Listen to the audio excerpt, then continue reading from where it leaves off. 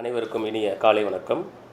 இந்நிகழ்விற்கு வருகை புரிந்திருக்கின்ற அனைவரையும் அன்போடு வரவேற்று கடவுள் வாழ்த்துடன் இந்நிகழ்ச்சியை தொடங்க விரும்புகிறேன்.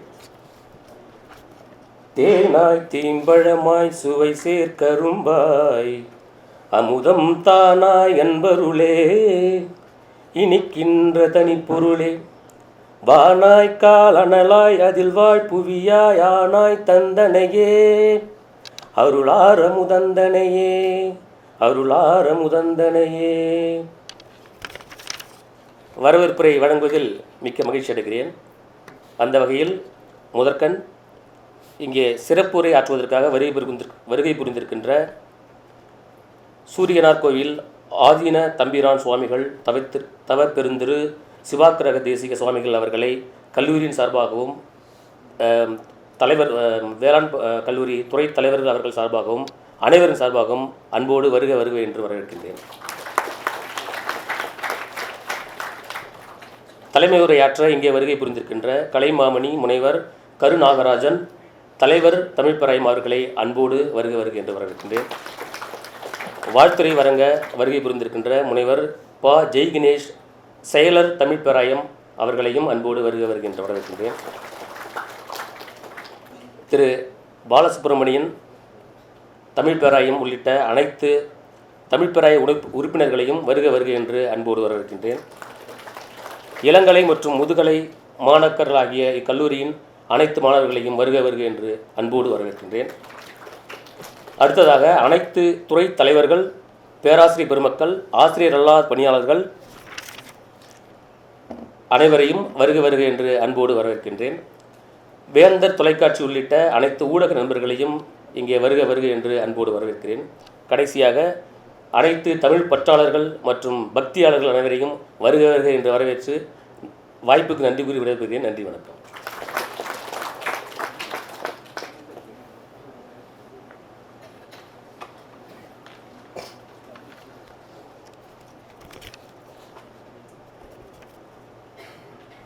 இக்கல்லூரியின் முதல்வர் முனைவர் மு ஜவஹர்லால் அவர்களை அனைவரின் சார்பாகவும் வருக வருக என்று அன்போடு வரவேற்கிறேன்.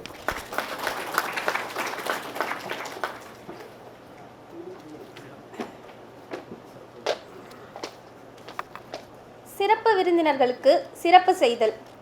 நம்முடைய சிறப்பு விருந்தினர் சூரியனார் கோவில் ஆதீனம் தம்பிரான் சுவாமிகள் அவர்களுக்கு நம்முடைய புலத்தலைவர் அவர்கள் பொன்னாடை அணிவிக்கிறார்.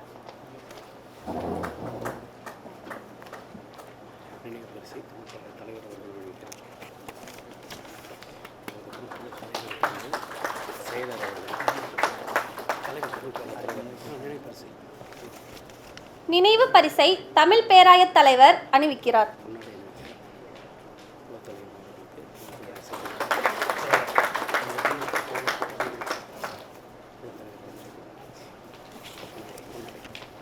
புலத்தலைவர் அவர்களுக்கு தமிழ் பேராய தலைவர் பொன்னாடை அணிவிக்கிறார்.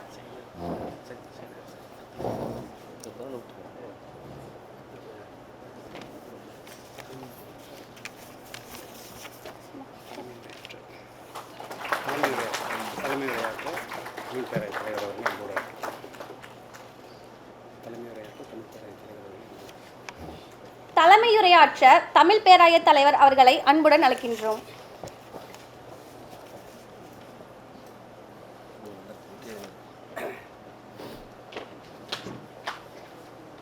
என்னை நன்றாக இறைவன் படைத்தனன், தன்னை நன்றாக தமிழ் செய்யுமாறே.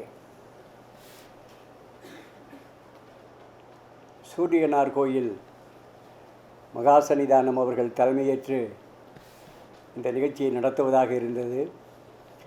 தவிர்க்க முடியாத காரணங்களால் அவர்கள் இந்த நிகழ்ச்சியில் பங்கேற்க இயலாத நிலையில் பார்வையாளராக வந்த நான் நிகழ்ச்சியில் பங்கேற்பாளனாக மாறக்கூடிய வாய்ப்பு பெற்றிருக்கிறேன்.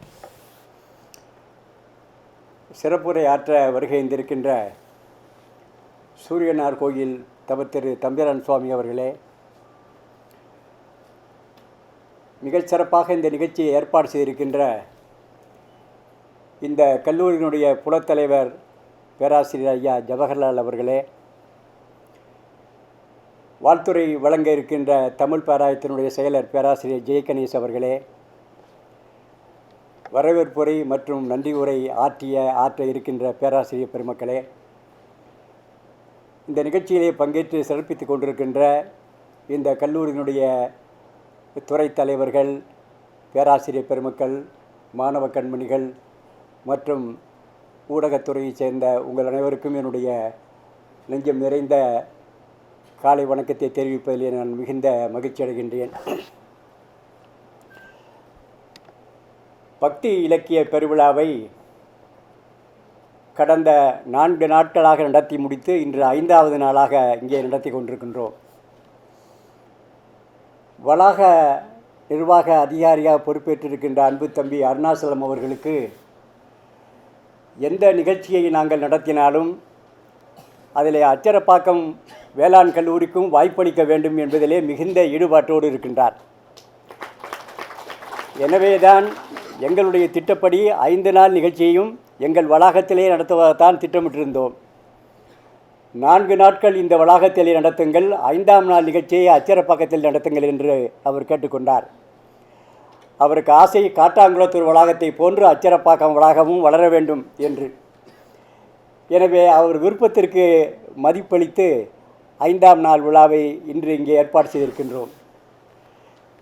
வேளாண் கல்லூரியிலே படித்து கொண்டிருக்கின்ற நம்மளுக்கு பக்தி இலக்கியம் எல்லாம் அவசியமா? இது போன்ற நிகழ்ச்சியிலே பங்கேற்பது தேவைதானா என்ற ஐயம் யாருக்கும் வந்திருக்க வாய்ப்பில்லை. அப்படி ஒருவேளை யாராவது நினைப்பீர்கள் என்றால், பக்தி இலக்கியங்கள் என்பது நம்முடைய வாழ்க்கையிலே பிரிக்க முடியாத ஒன்று. ஒரு மொழிக்கும் ஒரு தனி சிறப்பு இருப்பதாக சொல்வார்கள். அதிலே தமிழுக்கு உள்ள சிறப்பு என்னவென்றால், இது பக்தி மொழி. தமிழ் இலக்கியங்களில் பக்தி இலக்கியங்களை கழித்துவிட்டால் வேறு இலக்கியமே இல்லை என்று சொல்லலாம். சங்க இலக்கியங்கள் தொட்டு அண்மை கால இலக்கியங்கள் வரையில் தமிழில் தோன்றியுள்ள இலக்கியங்களில் ஏறத்தாழ ஒரு 70-80 விழுக்காடு இலக்கியங்கள் பக்தி இலக்கியங்கள் தான். அது இந்து மதத்தை சார்ந்ததாக இருக்கலாம், வைணவம், கிறிஸ்தவம், இஸ்லாமியம், சமணம், பௌத்தம், எந்த சமயத்தை சார்ந்த இலக்கியமாக இருந்தாலும் தமிழிலே தோன்றியுள்ள இலக்கியங்கள், அந்த இலக்கியங்கள் அந்த சமயத்தை சார்ந்த இறைவனை பற்றி பேசியதை காட்டிலும் நம்முடைய தமிழ் நாகரிகத்தை, தமிழ் பண்பாட்டை, தமிழனுடைய வாழ்வினுடைய மகத்துவத்தை தான் அதிகமாக பேசியிருக்கின்றன. பக்தி, அதுவும் குறிப்பாக மற்ற மொழி இலக்கியங்களில் பக்தி இலக்கியங்கள் எவ்வாறு இருக்கின்றன என்பது எனக்கு தெரியாது.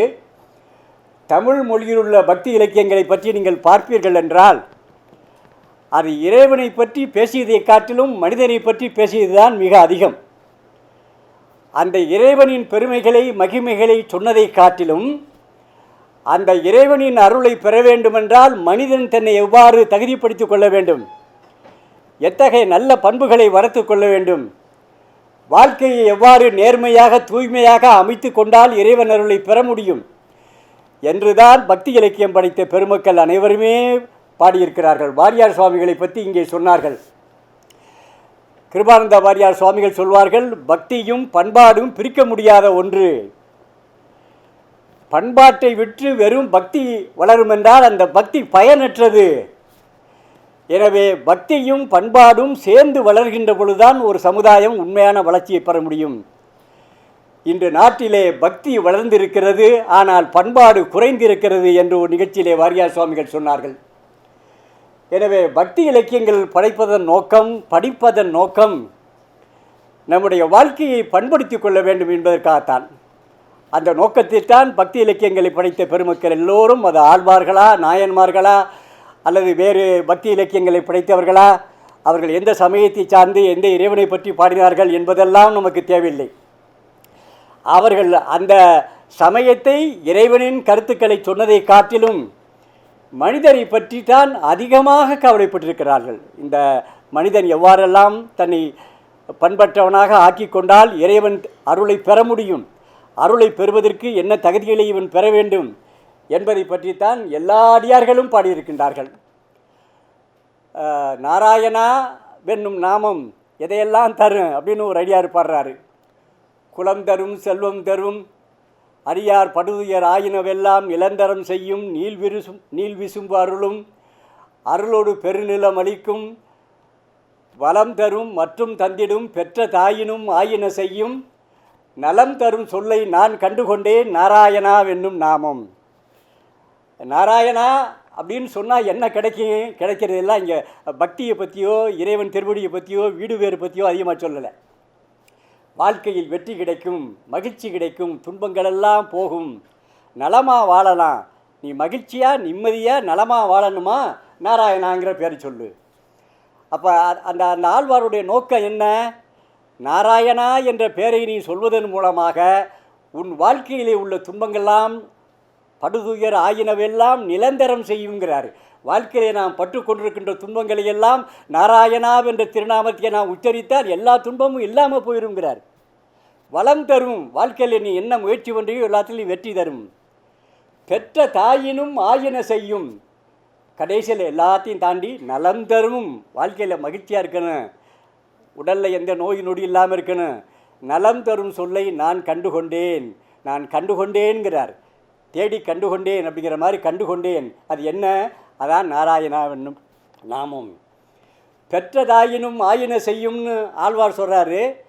அதுக்கு விளக்கம் சொல்கிறாரு மணிவாசக பெருமான்.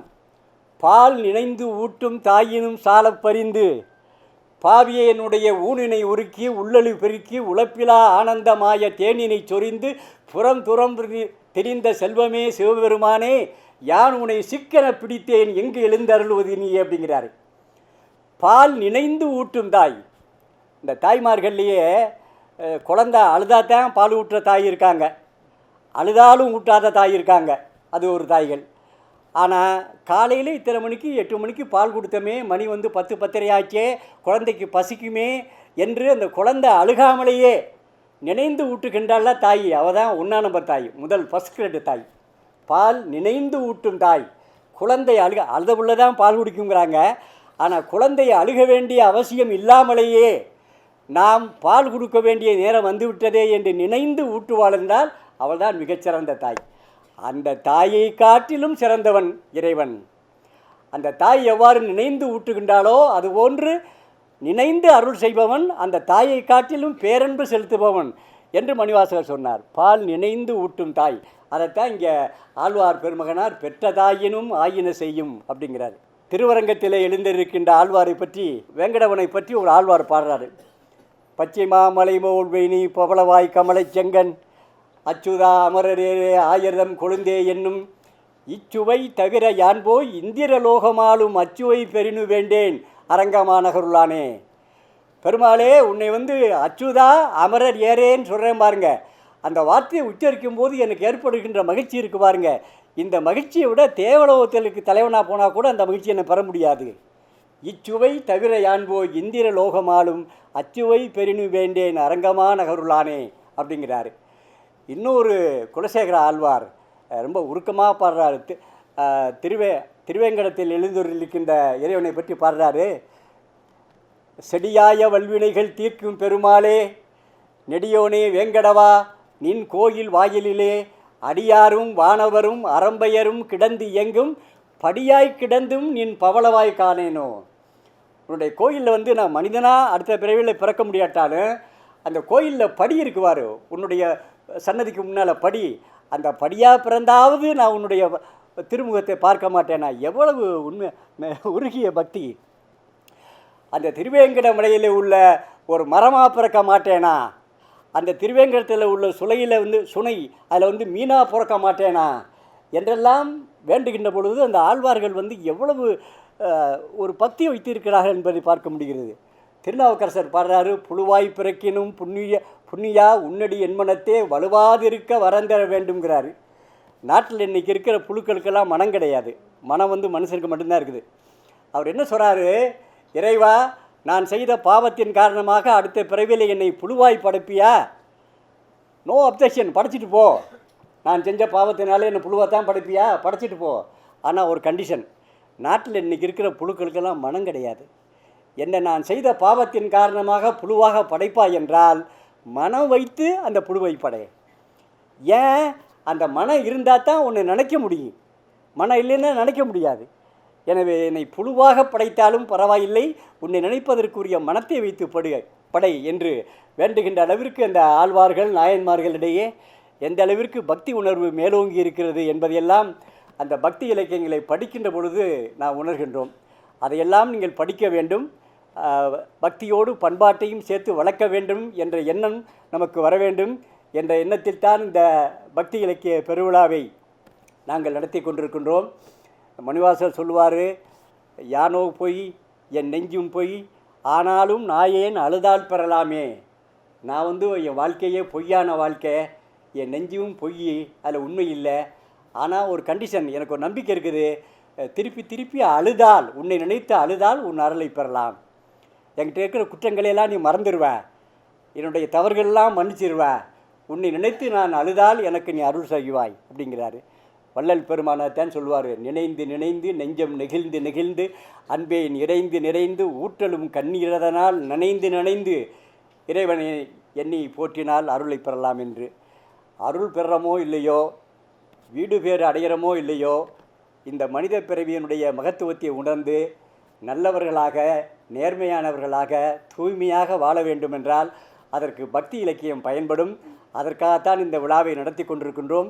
எனவே இதுவரை படிக்காவிட்டாலும் இனிமேலாவது உங்களுக்கு விரும்பிய ஒரு பக்தி இலக்கியத்தை இந்த அக்ரிகல்ச்சர் பாடத்தோடு சேர்த்து நீங்கள் படித்தால் நீங்கள் சிறந்த வேளாண் விஞ்ஞானியாகவும் வரலாம். வேளாண் விஞ்ஞானியாக வருவதை விட மிகச்சிறந்த மனித நேயம் உள்ள மனிதனாக வருவதுதான் முக்கியம். அறிஞனாக வருவது, ஆராய்ச்சியாளனாக வருவது முக்கியம் இல்லை. எல்லாம் இருந்து மனிதன் இல்லைனாக்க என்ன பயன் இருக்குது? வள்ளுவர் சொல்கிறார் இல்லையா, அறம்போலும் கூர்மையரேனும் மரம்போல்வர் மக்கட் பண்பில்லாதவங்கிறாரு. அறம் எவ்வளவு ஷார்ப்பாக இருக்குமோ அது மாதிரி இன்டெலெக்சுவலி யூ ஆர் ஷார்ப் அப்படி இருக்கலாம். ஆனால் அப்படி இருந்தால் கூட மனித பண்பு இல்லை அப்படின்னாக்கும் you are equal to tree, மரத்துக்கு சமந்தேன். அறம்போலும் கூர்மையரேனும், அறத்தை போன்று கூர்மையான அறிவு ஆற்றலை பெற்றிருந்தாலும் மனித பண்பு இல்லைனாக்க நீ எம்ஏ பிஹெச்டி எத்தனை டாக்டரேட் வாங்கிட்டு உனக்கு பேர் என்ன? மறந்தான். மரமாக ஆகாமல் மனிதனாக ஆக வேண்டுமென்றால், மனித நேயத்தோடு மனித பண்பாடுகளையும் வளர்த்து கொள்ள வேண்டுமென்றால் பக்தி இலக்கியம் அவசியம் என்பதை உணர்த்தி இந்த நல்ல வாய்ப்பை தந்தமைக்கு நன்றி கூறி விடைபெறுகிறேன். வணக்கம்.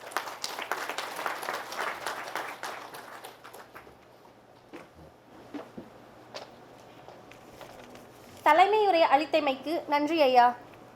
அடுத்ததாக வாழ்த்துரை வழங்க தமிழ் பேராய செயலர் முனைவர் ப. ஜெய்கணேஷ் ஐயா அவர்களை அன்புடன் அழைக்கின்றோம்.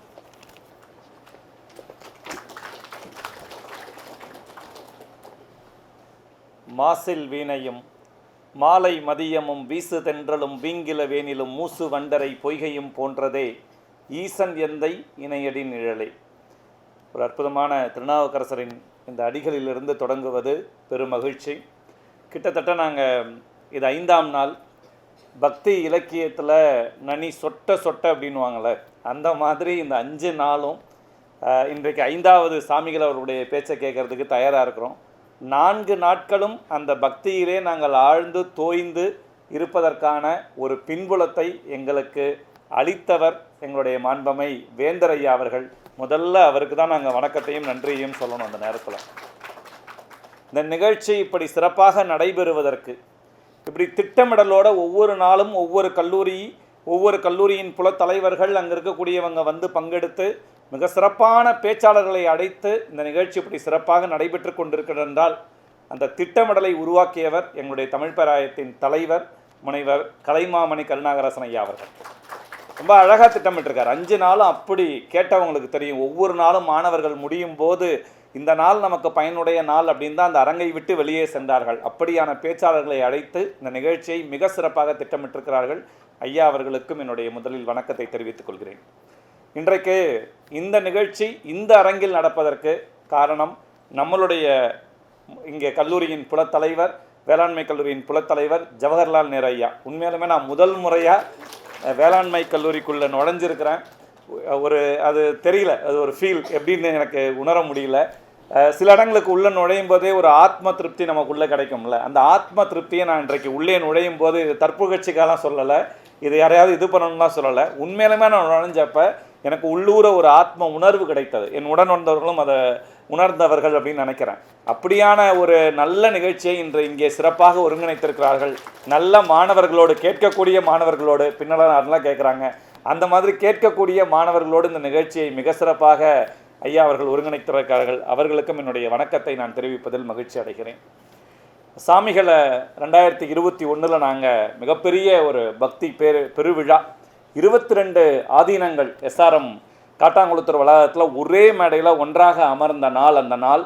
இன்றைக்கும் அந்த நாள் நான் மேடையிலிருந்து நிகழ்ச்சி தொகுப்பு செய்து கொண்டிருந்த நாள். அப்படி ஒரு உள்ளுணர்வை தந்த அந்த நாளில் நான் சாமியை நாங்கள் சந்தித்திருக்கிறோம். மீண்டும் அவரை சந்திக்கக்கூடிய வாய்ப்பு இன்றைக்கு அமைந்திருக்கிறது. சுரினார் கோவில் ஆதீன தம்பிரான் சுவாமிகள் தவப்பெரும் திரு சிவாக்கர தேசிக சுவாமிகள் அவர்களை நான் வணங்கி இந்த நேரத்தில் மகிழ்கிறேன். ஒரு மட்டற்ற மகிழ்ச்சியை இந்த நாளில் நான் இந்த இடத்தில் பெற்றிருக்கிறேன் என்பது எனக்கு பெரும் மகிழ்ச்சி. வரவேற்புரையும் நன்றியுரையும் சொல்வதற்காக வந்திருக்கக்கூடிய பேராசிரியர்களுக்கும் மற்றும் தமிழ் பேராயத்திலிருந்து வந்திருக்கக்கூடிய பேராசிரியர் ஜெகத்ரட்சகன், பேராசிரியர் பாலசுப்ரமணி உள்ளிட்டவர்களுக்கும், உடன் வந்திருக்கக்கூடிய பேராசிரியர்களுக்கும், அன்பு மாணவர்களுக்கும், பாரிவேந்தர் மாணவ தமிழ் மன்ற மாணவர்களுக்கும், மற்றும் இங்கே அமர்ந்திருக்கக்கூடிய வேளாண் கல்லூரியின் துறை தலைவர்கள், பேராசிரியர்கள், அன்பு மாணவர்கள் அனைவருக்கும் இந்த நேரத்தில் என்னுடைய வணக்கத்தை தெரிவித்துக் கொள்கிறேன். கொஞ்சம் பெருசாக தான் வணக்கம் சொல்லியிருக்கிறேன், கொச்சிக்க வேணாம், ஏன்னா அவ்வளோ முக்கியம். முதல் நாள் இந்த இடத்துல நிற்கிறப்ப உலகத்திலேயே ஆச்சரியமான விஷயம் என்ன தெரியுங்களா? நான் ரொம்ப வியந்திருக்கிறேன். தமிழில் மட்டும்தான் இறைவன் ஒரு நூலை எழுதியிருக்கிறார். யார் தெரியுமா? இறைவன் ஒரு நூலை எழுதியிருக்கிறார். யார் தெரியுமா? சிவபெருமான். இறையனார் களவியல் என்கிற ஒரு நூலை இறைவன் படைத்ததாக தமிழில் தான் மிக குறிப்பான வரலாறு தமிழில் சொல்லப்படுது. அது தொன்மம், அது வரலாறு இல்லைன்னா பல பேர் சொல்கிறாங்க.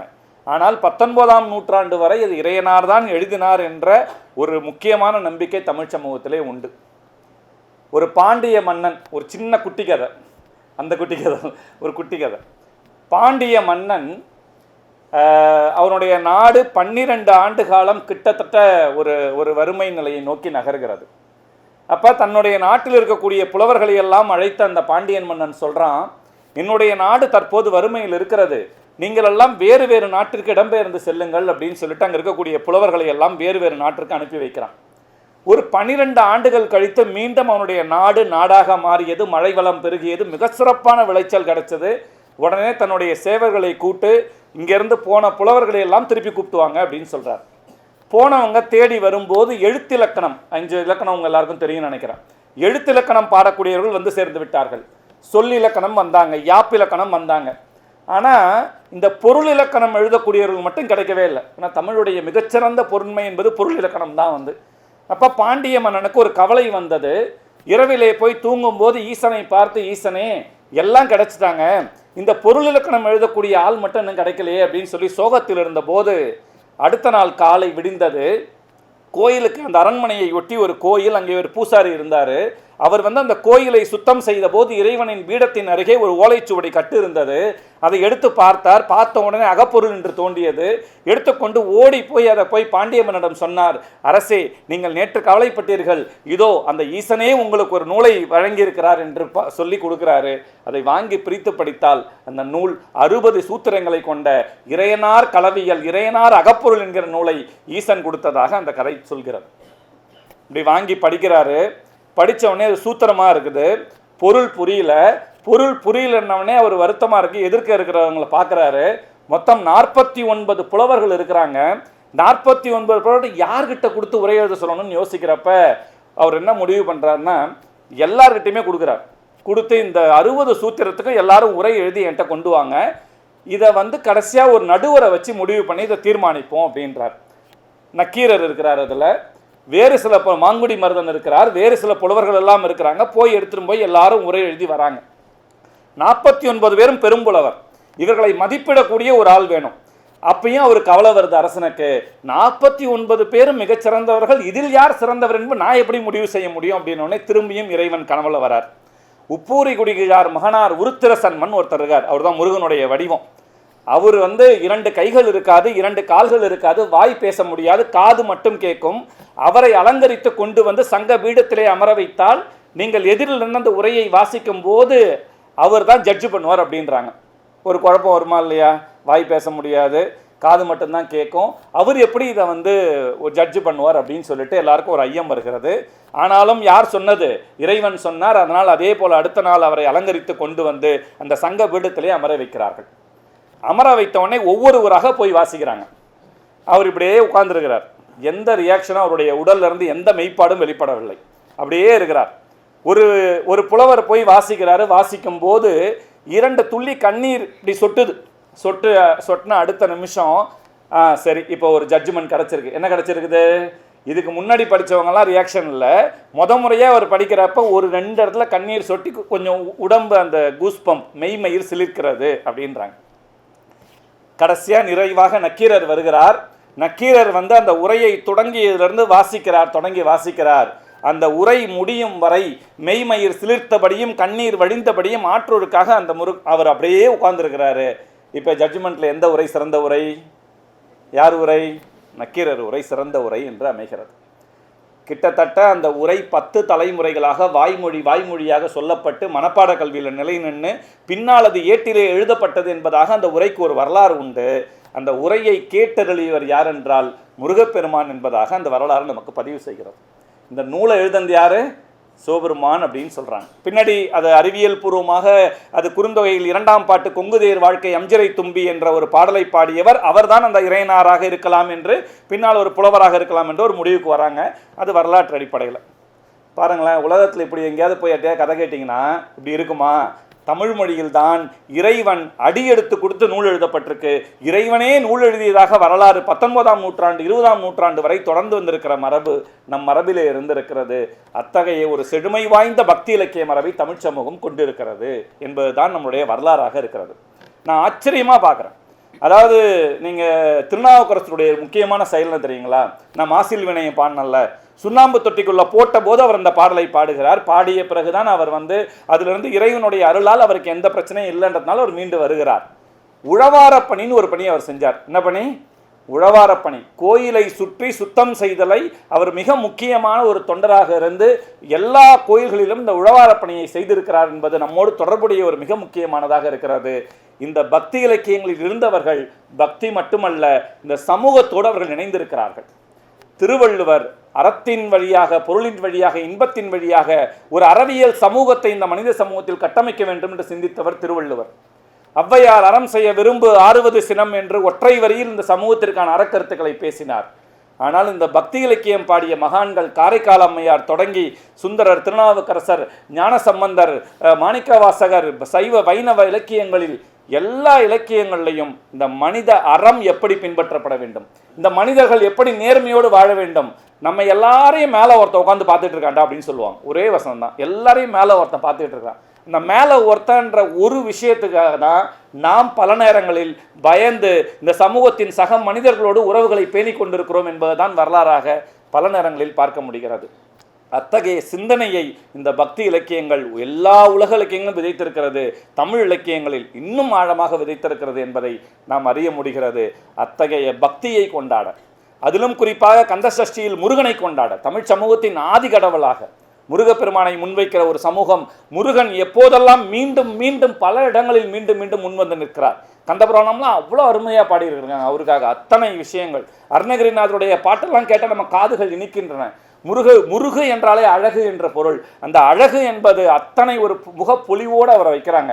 முருகன் ரொம்ப சாந்தமான கடவுள், அவர் ரொம்ப கோபம்லாம் படமாட்டார். நமக்கு ஒரு சில திரைப்படங்களில் பார்க்கும்போது ஒரு அம்மன் ஒரு காட்சி வரும்போது உங்களுக்கு எல்லாம் தெரியும், அம்மன் வந்து ஒரு அரக்கனை அழிக்கும்போது சாதாரணமான போய் அழிக்க மாட்டாங்க. உங்களுக்கு தெரியும், இப்படி கையை விரித்தால் 10 கை பின்னால் வரும், ஆயுதங்கள் எல்லாம் பல ஆயுதங்கள் வரும், நாக்கு இப்படி அப்படி தொங்கி காலை அப்படி ஒரு மெரிச்சு ஒரு அரக்கனுடைய கழுத்தை வெட்டும்போது ஒரு பயங்கரமாக நமக்கே ஒரு அப்படியே ஒரு உள்ளேருந்து ஒரு உணர்வு பெருகும் பாருங்க. அந்த உணர்வு பெருக்கெல்லாம் ஒன்றுமே சொல்ல முடியாது. எங்கள் ஊரில் ஆடிவெள்ளின்னு ஒரு திரைப்படம் வந்தபோது எங்கள் ஊரில் பெரும்பாலான அந்த பெண்கள் எழுந்து அந்த அந்த நிறைவு பாடல் வரும்போது எந்திரிச்சு ஆடுவாங்க பாருங்க. கிராமத்து டென்ட் கொட்டாய்களில் நீங்கள் பார்க்கும்போது ஒவ்வொரு சாமி படம் வரும்போதும் அந்த பெண்களுடைய உள் உணர்வுகள்லேருந்து அப்படியே எந்திரிச்சு அப்படி ஆடுவாங்க. அந்த பக்தியும் அந்த உணர்வும் கலங்கும் போது அந்த பக்தி உணர்வாக அது பெருகி அந்த உணர்ச்சிகள்லாம் கொட்டிக்கிட்டு போகக்கூடிய அந்த காட்சிகளை பார்க்க சின்ன பையன் அந்த பல முறை பார்த்துருக்குறேன். ஒரு அற்புதமான அந்த பக்தி ஒரு முருகனாய் நோக்கி இன்றைக்கு இந்த எஸ்ஆர்எம் கல்வி நிறுவனம் இந்த 5 நாட்கள் மிகச்சிறந்த ஒரு பக்தி இலக்கிய பெருவிழாவை முன்னெடுத்திருக்கிறது. ஒவ்வொரு நாளும் முருகனின் ஒவ்வொரு விஷயங்களை மிக சிறப்பாக பேசியிருக்கிறார்கள். அந்த அடிப்படையில் இன்றைய நாளும் மிக சிறப்பாக அமைய இருக்கிறது. இந்த நாள் சாமிகள் அவருடைய கைகளில் இருக்கிறது. இந்த நாளின் மிகச்சிறந்த பேச்சை நீங்கள் கேட்பதற்கு தயாராக இருக்கிறீர்கள். அதற்காக உங்கள் அனைவருக்கும் நன்றி கூறி விடைபெறுகிறேன். நன்றி, வணக்கம்.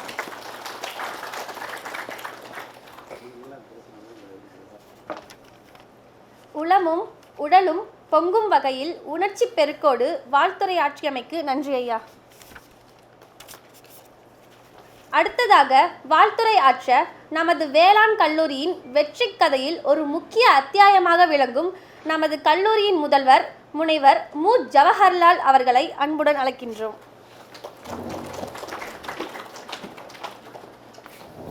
பயிர் வளர்க்கும் வளாகத்தில் தமிழ் வளர்க்க வந்திருக்கும் அனைவருக்கும் என்னுடைய முதற்கண் வணக்கத்தை தெரிவிக்கிறேன்.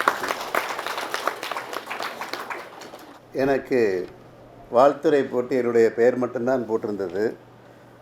முக்கியமாக ஒரு சில விருந்தினர்கள் வரவில்லை. அதனால் நான் கரு நாகராஜன் ஐயா அவர்களையும் திரு ஜெய்கணேஷ் அவர்களையும் வாழ்த்துரை வழங்க வேண்டும் என்று கேட்டுக்கொண்டேன்.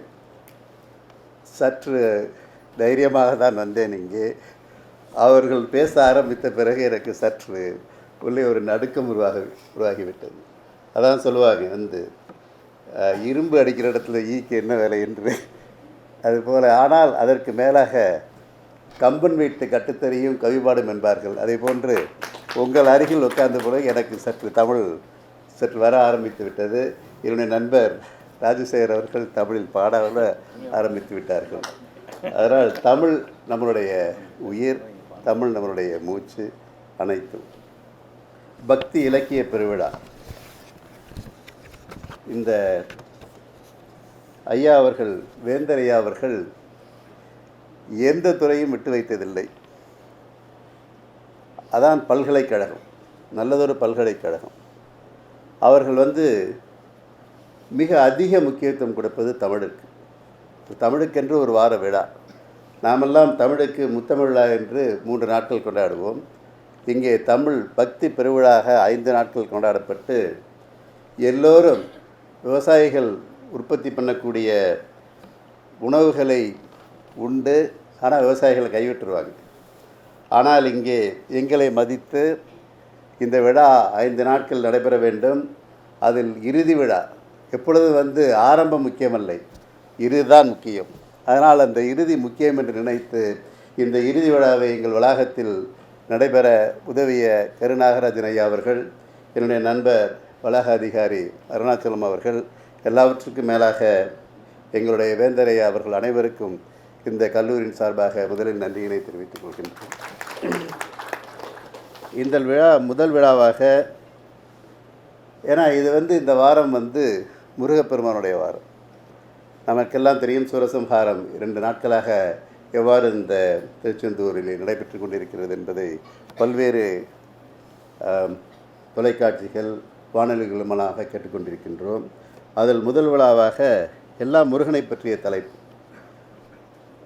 மாண்பமை வேந்தர் தலைமையில் கடந்த 4/11/24 அன்று அந்த தலைப்பு முருகனும் முத்தமிழும். அவர் ஜெய்கனை சொல்லும் பொழுது முருகன் என்றாலே அழகு.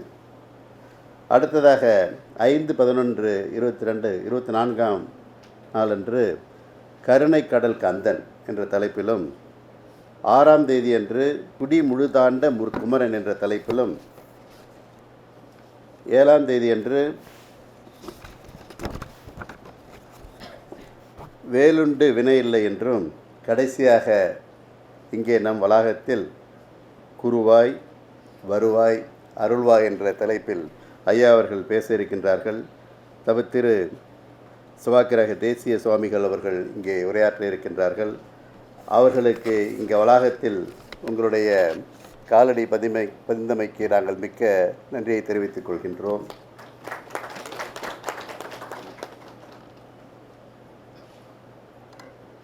நிச்சயமாக ஒவ்வொரு மனிதனுக்கும் அவர்கள் சொன்னது போல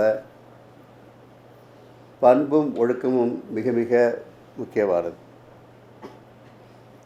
கடவுள் வந்து பார்த்திங்கனாக்கா மிக மிக மிக நல்லவனாக தான் நமக்கு தெரியும். கடவுள் சில சமயங்கள் மிக மோசமானவன். எல்லோரையும் ஓடவிட்டு ஒவ்வொருத்தரை பற்றியும் ஒவ்வொரு வாய்ப்புகள் கொடுத்து ஒவ்வொருவனும் எவ்வாறு இந்த உலகத்தில் ஓடிக்கொண்டிருக்கின்றான் என்பதை தெளிவாக கண்டறிவதற்கு பல வித்தைகளை எல்லாம் படைத்து நாம் பார்த்துருப்போம்.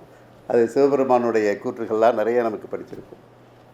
அந்த வகையில் பார்த்தோம் என்றால் ஒழுக்கம் அவங்க சொன்னாங்க ரெண்டு வாழ்க்கையில் வந்து ரெண்டு, ஒன்று வந்து தெய்வீகம் வளமாகவும் முறையாகவும் இருந்தால் தேசியம் நன்றாக இருக்கும். தெய்வீகம் இல்லை என்றால் தேசியம் இல்லை. தேசியம் நன்றாக இருக்க வேண்டுமென்றால் ஒழுக்கம் முக்கியம். ஒழுக்கம் என்பது எங்கிருந்து வருகின்றது? தனிமனித ஒழுக்கம் முக்கியம். தனிமனித ஒழுக்கம் இல்லை என்றால் எதுவுமே இல்லை.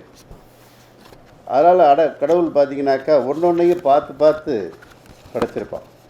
அதில் வந்து பார்த்திங்கனாக்கா அவதாரங்கள் தசாவதாரம் 10ஆக படைத்தவன் கிரகங்களை 9ஆக படைத்தான், நவகிரகங்களாக படைத்தான். திசைகளை 8ஆக படைத்த கடவுள் சுரங்களை 7ஆக படைத்தான். சுரங்களை 7ஆக படைத்தவன் சுவைகளை 6ஆக படைத்தான். சுவைகளை 6ஆக படைத்த ஆண்டவன் நிலங்களை 5ஆக படைத்தான். நிலங்களை 5ஆக படைத்த கடவுள் குணங்களை 4ஆக படைத்தார்.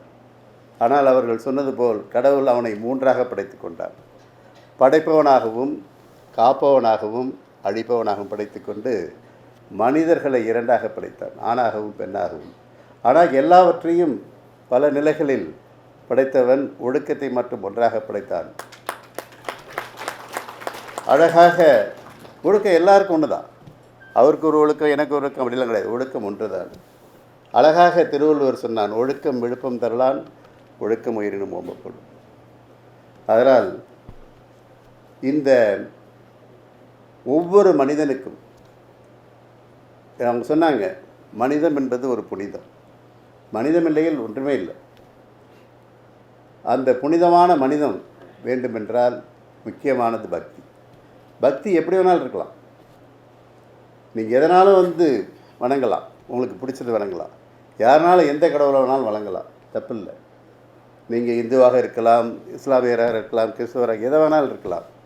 ஆனால் ஒரு நாளைக்கு சிறிது நேரமாவது நம்ம எடுத்துக்கொண்டு நம்மளுடைய மனம் செம்மைப்படவில்லை என்றால் வாழ்வதில் அர்த்தமில்லை. உடல் எவ்வளவு வலிமையாக வேண்டாலும் இருக்கலாம், ஆனால் மனம் தெளிவாகவும் மனம் பலமாகவும் இல்லை என்றால் வாழ்க்கையில் ஒரு முறை இருக்காது, ஒரு நிறைவு இருக்காது. அதனால் ஒழுக்கம் என்பது அனைவருக்கு வேண்டும். ஒழுக்கம் வேண்டுமென்றால் பக்தி வேண்டும். பக்தி மூலமாக நாம் அனைவரும் அவரவர்கள் படிக்கக்கூடிய அறிவியலோடு சேர்த்து அவர்களுடைய மொழியினை செம்மைப்படுத்தி கொள்ள வேண்டும். அவ்வகையில் நம்மளுடைய மொழியானது செம்மொழியாக உருவானது. அந்த செம்மொழியை உருவாக்க நம்மை போன்ற சுவாமிஜிகள்லாம் வந்து பெரிய பங்காற்றியுள்ளார்கள். அந்த செம்மொழி கிடைக்க பெற்றுள்ள நாம் நம்மளுடைய தமிழ் மொழியை வளர்த்து அதன் மூலமாக பக்தியை பெருக்கி நாம் ஒவ்வொருவரும் ஒவ்வொரு முறையும் நாம் நம்மை செம்மைப்படுத்தி கொள்ள வேண்டும் என்று கூறி இந்த விழாவினை இங்கே நடைபெற உதவி அனைவருக்கும் நன்றி கூறி என்னுடைய உரையினை நிறைவேறுகிறேன். நன்றி, வணக்கம்.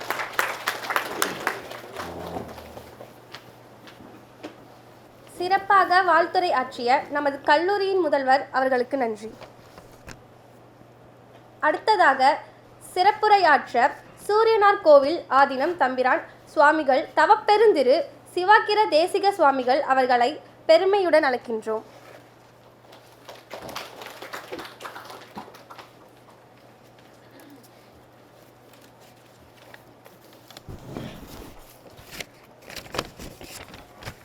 ஏறுமயில் ஏறி விளையாடு முகம் ஒன்று, ஈசருடன் ஞான மொழி பேசு முகம் ஒன்று, கூறும் அடியார்கள் வினை தீர்த்த முகம் ஒன்று, குன்றுருவ வேல் வாங்கி நின்ற முகம் ஒன்று, மாறுபடு சூரரை வதைத்த முகம் ஒன்று, வள்ளியை மனம் புணர வந்த முகம் ஒன்று, ஆறு முகமான பொருள் நீ அருள வேண்டும், ஆதி அருணாச்சலம் அமர்ந்த பெருமாளே.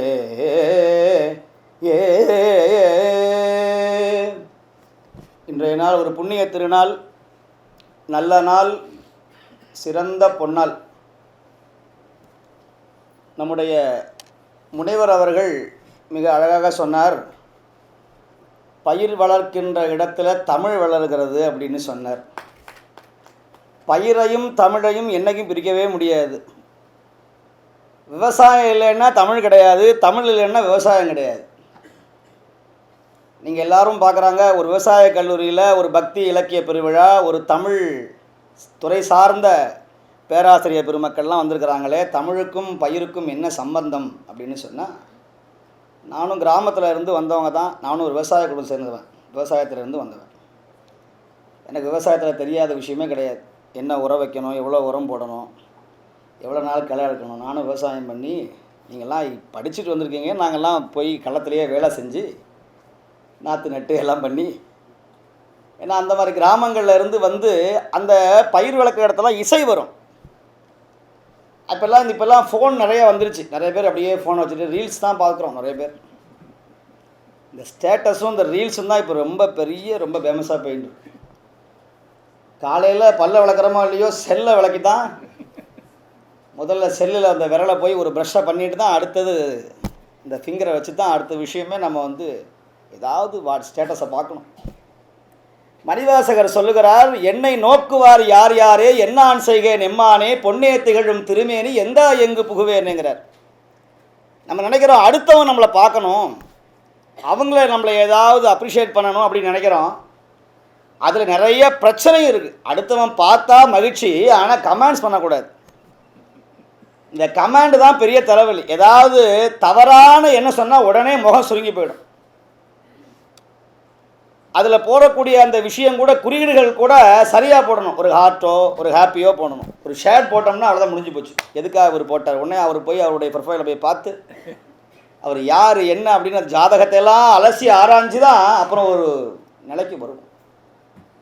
அந்த மாதிரி இந்த வேளாண் கல்லூரியில் ஏதோ ஒரு சுவாமிஜி வந்திருக்கிறார், பஜனை பாட போகிறார் அப்படின்னு நிறைய பேர். நானும் உங்களை மாதிரி கல்லூரியில் படித்தவன் தான். நானும் தமிழ் துறையில் எங்களுடைய கரந்தை பல்கலைக்கழகத்தில் தமிழ் புலவர் பட்டயம் வாங்கினவன் தான். ஒரு 2 வருஷம் ஒரு கல்லூரியில் வேலை செஞ்சவன். என்னால் சமாளிக்க முடியலன்னு ரிசைன் பண்ணிட்டு வந்துட்டேன். இனி இவங்களோட பாடம் நடத்த முடியாது. இன்னர் உழ்த்தும் நாரா மலரடையர் கற்றது உணர விரித்துரையாதார்னு வள்ளுவர் சொன்னார்னு அந்த காலத்தை எங்கள் தமிழத்தில் சொன்னார். அதனால் போனால் ஆசிரியராக போகணும், பேராசிரியராக போகணும்னு ஒரு ஆசை, தமிழ் ஆசிரியராக போகணும். அதில் மேஜர் இருக்குது, கிராஸ் மேஜர் வேறு. எனக்கு எக்கனாமிக்ஸ் படிக்கணும்னு ஆசை வந்தது. அப்புறம் எங்கள் தமிழ் வந்து சொன்னார், இல்லைப்பா ஆள் இல்லை நீ வந்து சேர்ந்துன்னு சொல்லிட்டு கிராஸ் மேஜர் ஆகி பிகாம்லாம் போய் கடைசியில் தமிழ் படித்து தாயால் பிறந்தேன் தமிழால் வளர்ந்தேன் நாயே நீ என்னை வழியில் இருக்கேன்னு பட்டுக்கோட்டை கல்யாண சுந்தரம் சொல்கிறாருன்னு அப்படின்னு ஒரு பழமொழி உண்டு. பட்டுக்கோட்டை கல்யாண சுந்தரம் அவர்கள் ஒரு பாட்டை எழுதி காசு வாங்கணும்னு போகிறாரு. அந்த முதலாளி ஒரு சேரு கூட போகாமல் அந்த புலவரை வாசலே நெல் அப்படின்னு சொல்லிட்டு போயிட்டார். ஒரு தமிழ் தானே பாடுறான். தமிழ்நாட்டில் மட்டும்தான் அந்த தமிழை பற்றி மரியாதையே இல்லை. கற்றது தமிழ்னு ஒரு படம் வந்தது. சில பேர் அதை பார்த்துட்டே பிஏ தமிழ் பிலிட் தமிழ்லாம் படிக்கவே இல்லை. எல்லாரும் பிபிஏ இல்லை பிஏ இங்கிலீஷு ஏதாவது படிக்கிறாங்க. கேரளாவில் மலையாளம் படித்தா முதல் உரிமை, கர்நாடகாவில் கன்னடம் படித்தா தனி உரிமை, ஆந்திராவில் தெலுங்கு படித்தா தனி உரிமை. ஆனால் நம்முடைய தமிழ்நாட்டில் தமிழ் படித்தா தமிழாசிரியர் தமிழ் தாயா அப்படிங்கிறாங்க. ஆனால் இன்றைக்கி மொரீஷியஸில், ஆஸ்திரேலியாவில், லண்டன் மாநகரங்களில், பிஜி தீவுகளில் தமிழே தெரியாமல் கிரியோல் மொழியை மட்டும் பேசி கொண்டிருக்கிற ஒரு சமுதாயம் நம்முடைய தமிழ் சமுதாயம். ஆங்கிலேயனுடைய காலங்களில் கரும்பு வெட்டுவதற்காக கப்பலேறி போன சமுதாயம் இன்று ஆங்கிலத்தில் தமிழை எழுதி, தங்கிலீஷ் அப்படி சொல்லக்கூடிய நம்ம டைப் பண்ணுறோமே தங்கிலீஷ், அந்த தமிழில் எழுதி கொண்டு இன்னைக்கு தேவாரத்தையும் திருப்புகழையும் பாடிக்கொண்டிருக்கிறார்னு சொன்னால் தமிழ்நாட்டில் இப்பேற்பட்ட அருளாளர்கள் அவதாரம் செய்த நம்முடைய பூமியில் இந்த தமிழை வளர்ப்பதற்கு நம்முடைய பக்தி இலக்கிய பெருவிழா, குறிப்பாக நம்முடைய எஸ்ஆர்எம் நம்முடைய நிறுவனம் மிக மிக அற்புதமான அந்த பணியை செய்து வருகிறது. அது முதல் முறையாக வேளாண் கல்லூரியிலும் அந்த பக்தி இலக்கிய பயிர் வளர வேண்டும் என்கிற அந்த பக்தி இலக்கிய பயிர் வளர வேண்டும் என்கிற அந்த சிந்தனையை நம்முடைய பாரிவேந்தர் ஐயா அவர்கள் இந்த பணியை எங்களுக்கெல்லாம் வழங்கியிருக்கிறார்கள். அதில் குறிப்பாக ஒரு 3 ஆண்டுகளுக்கு முன்பதாக நடந்த அந்த பக்தி இலக்கிய பெருவிழாவில் நிறைய ஆதினங்கள் வந்து சேர்ந்தோம். அதில் நேரம் எங்களுக்கு போகலை. கடைசியாக என்னுடைய 4 மணிக்கு கிடச்சிது ஒரு அரங்கம். நான் பேசிட்டு வந்துட்டேன். அதுக்கப்புறம் தொடர்பு கிடையாது. என்னுடைய பணி உலகளாவிய பணி. ஆனாலும் கூட திடீர்னு ஒரு அழைப்பு வந்தது. எனக்கு சஷ்டி விரதம் வேறு. நம்ம என்ன பேச போகிறோம்னு அவர் தலைப்பு அவரே கொடுத்துட்டார். குருவாய் வருவாய் அருள்வாய் குகனே அப்படின்னு. இந்த வரி வர்ற இடம் கந்தர் அனுபூதி அப்படின்னு அருணகிரி சுவாமிகள் பாடிய ஒரு விஷயம். முதல்ல அதெல்லாம் நமக்கு தெரியாது. நமக்கு தேவாரம் எதுக்கு, திருவாசகம் எதுக்கு, போனோமா படித்தோமா எக்ஸாம் அக்ரி படிக்கிறதா எதுக்குன்னா ஏதாவது ஐஏஎஸ் ஆகணும், ஐபிஎஸ் ஆகணும். யாராவது அக்ரி படிச்சுட்டு எங்கேயும் விவசாயம் பண்ணவா போகிறோம்? ஏதாவது போஸ்டிங் ஐஏஎஸ் ஐபிஎஸ் கிடைக்கிறதுக்கான ஒரு பெரிய ஒரு வழி வழங்கும்னு சொல்லி போகிறாங்க. அதனால் இந்த தமிழ் இலக்கியங்களில் நிறைய விஷயங்கள் உண்டு. நம்முடைய பேராசிரியர் அவர்கள் மிக அழகாக சொன்னார்கள். அந்த மாதிரி மனிதனுடைய மனதை ஒருநிலைப்படுத்தக்கூடிய விஷயம் எதுனா அது தமிழ் மொழி தான். நீங்கள் வெளிநாடு போனால் தெரியும், என்னதான் ஆங்கிலத்தில் பேசினாலும் ஹிந்தியில் பேசினாலும் நம்முடைய ஆள் ஒருத்தன் ஐயா அப்படின்னு சொன்னால் அப்படியே இன்ப தேன் வந்து பாயுதுன்னு பாரதி சொன்னானே, தெருவுதோறும் தமிழ் முழக்கம் செய்ய வாரீர்னு அறைகூவல் விட்டார் நம்முடைய பாரதியார். அந்த மாதிரி தமிழில் எங்கே இந்த தமிழ் மொழி மிக மிக உருப்பெற்றதுன்னு சொன்னால் விவசாயம் பண்ணக்கூடிய கழனியில் தான் தமிழ் மொழி உருப்பெற்றது. நான் சொன்னேன் விவசாயம் பண்ணும்போது தெரியும், அப்போல்லாம் பார்த்திங்கன்னா ஒரு 50 ஏக்கர் 100 ஏக்கர் இருக்கும். அப்போது ஒரு அந்த வரப்பில் இருந்து நாற்று நட்டுட்டு இருப்பாங்க. இந்த அம்மா இங்கே கஞ்சி கலையம் வச்சுட்டு இருக்கோம். உடனே என்ன பண்ணோம், அப்போல்லாம் செல்ஃபோன்லாம் கிடையாது. இங்கேருந்து ஒருத்தர் கூப்பிடணும்னா அப்படி கூப்பிடுவாங்க, ஓ தம்பி அப்படின்னு கூப்பிடுவாங்க. அந்த வரப்பில் இருந்து இங்கே கூப்பிடணும்னா அந்த ஓங்கார இசை, செப்பலோசை, அந்த அந்த இசையானது இதான் ஓங்காரம்னு சொல்லுவார்கள்.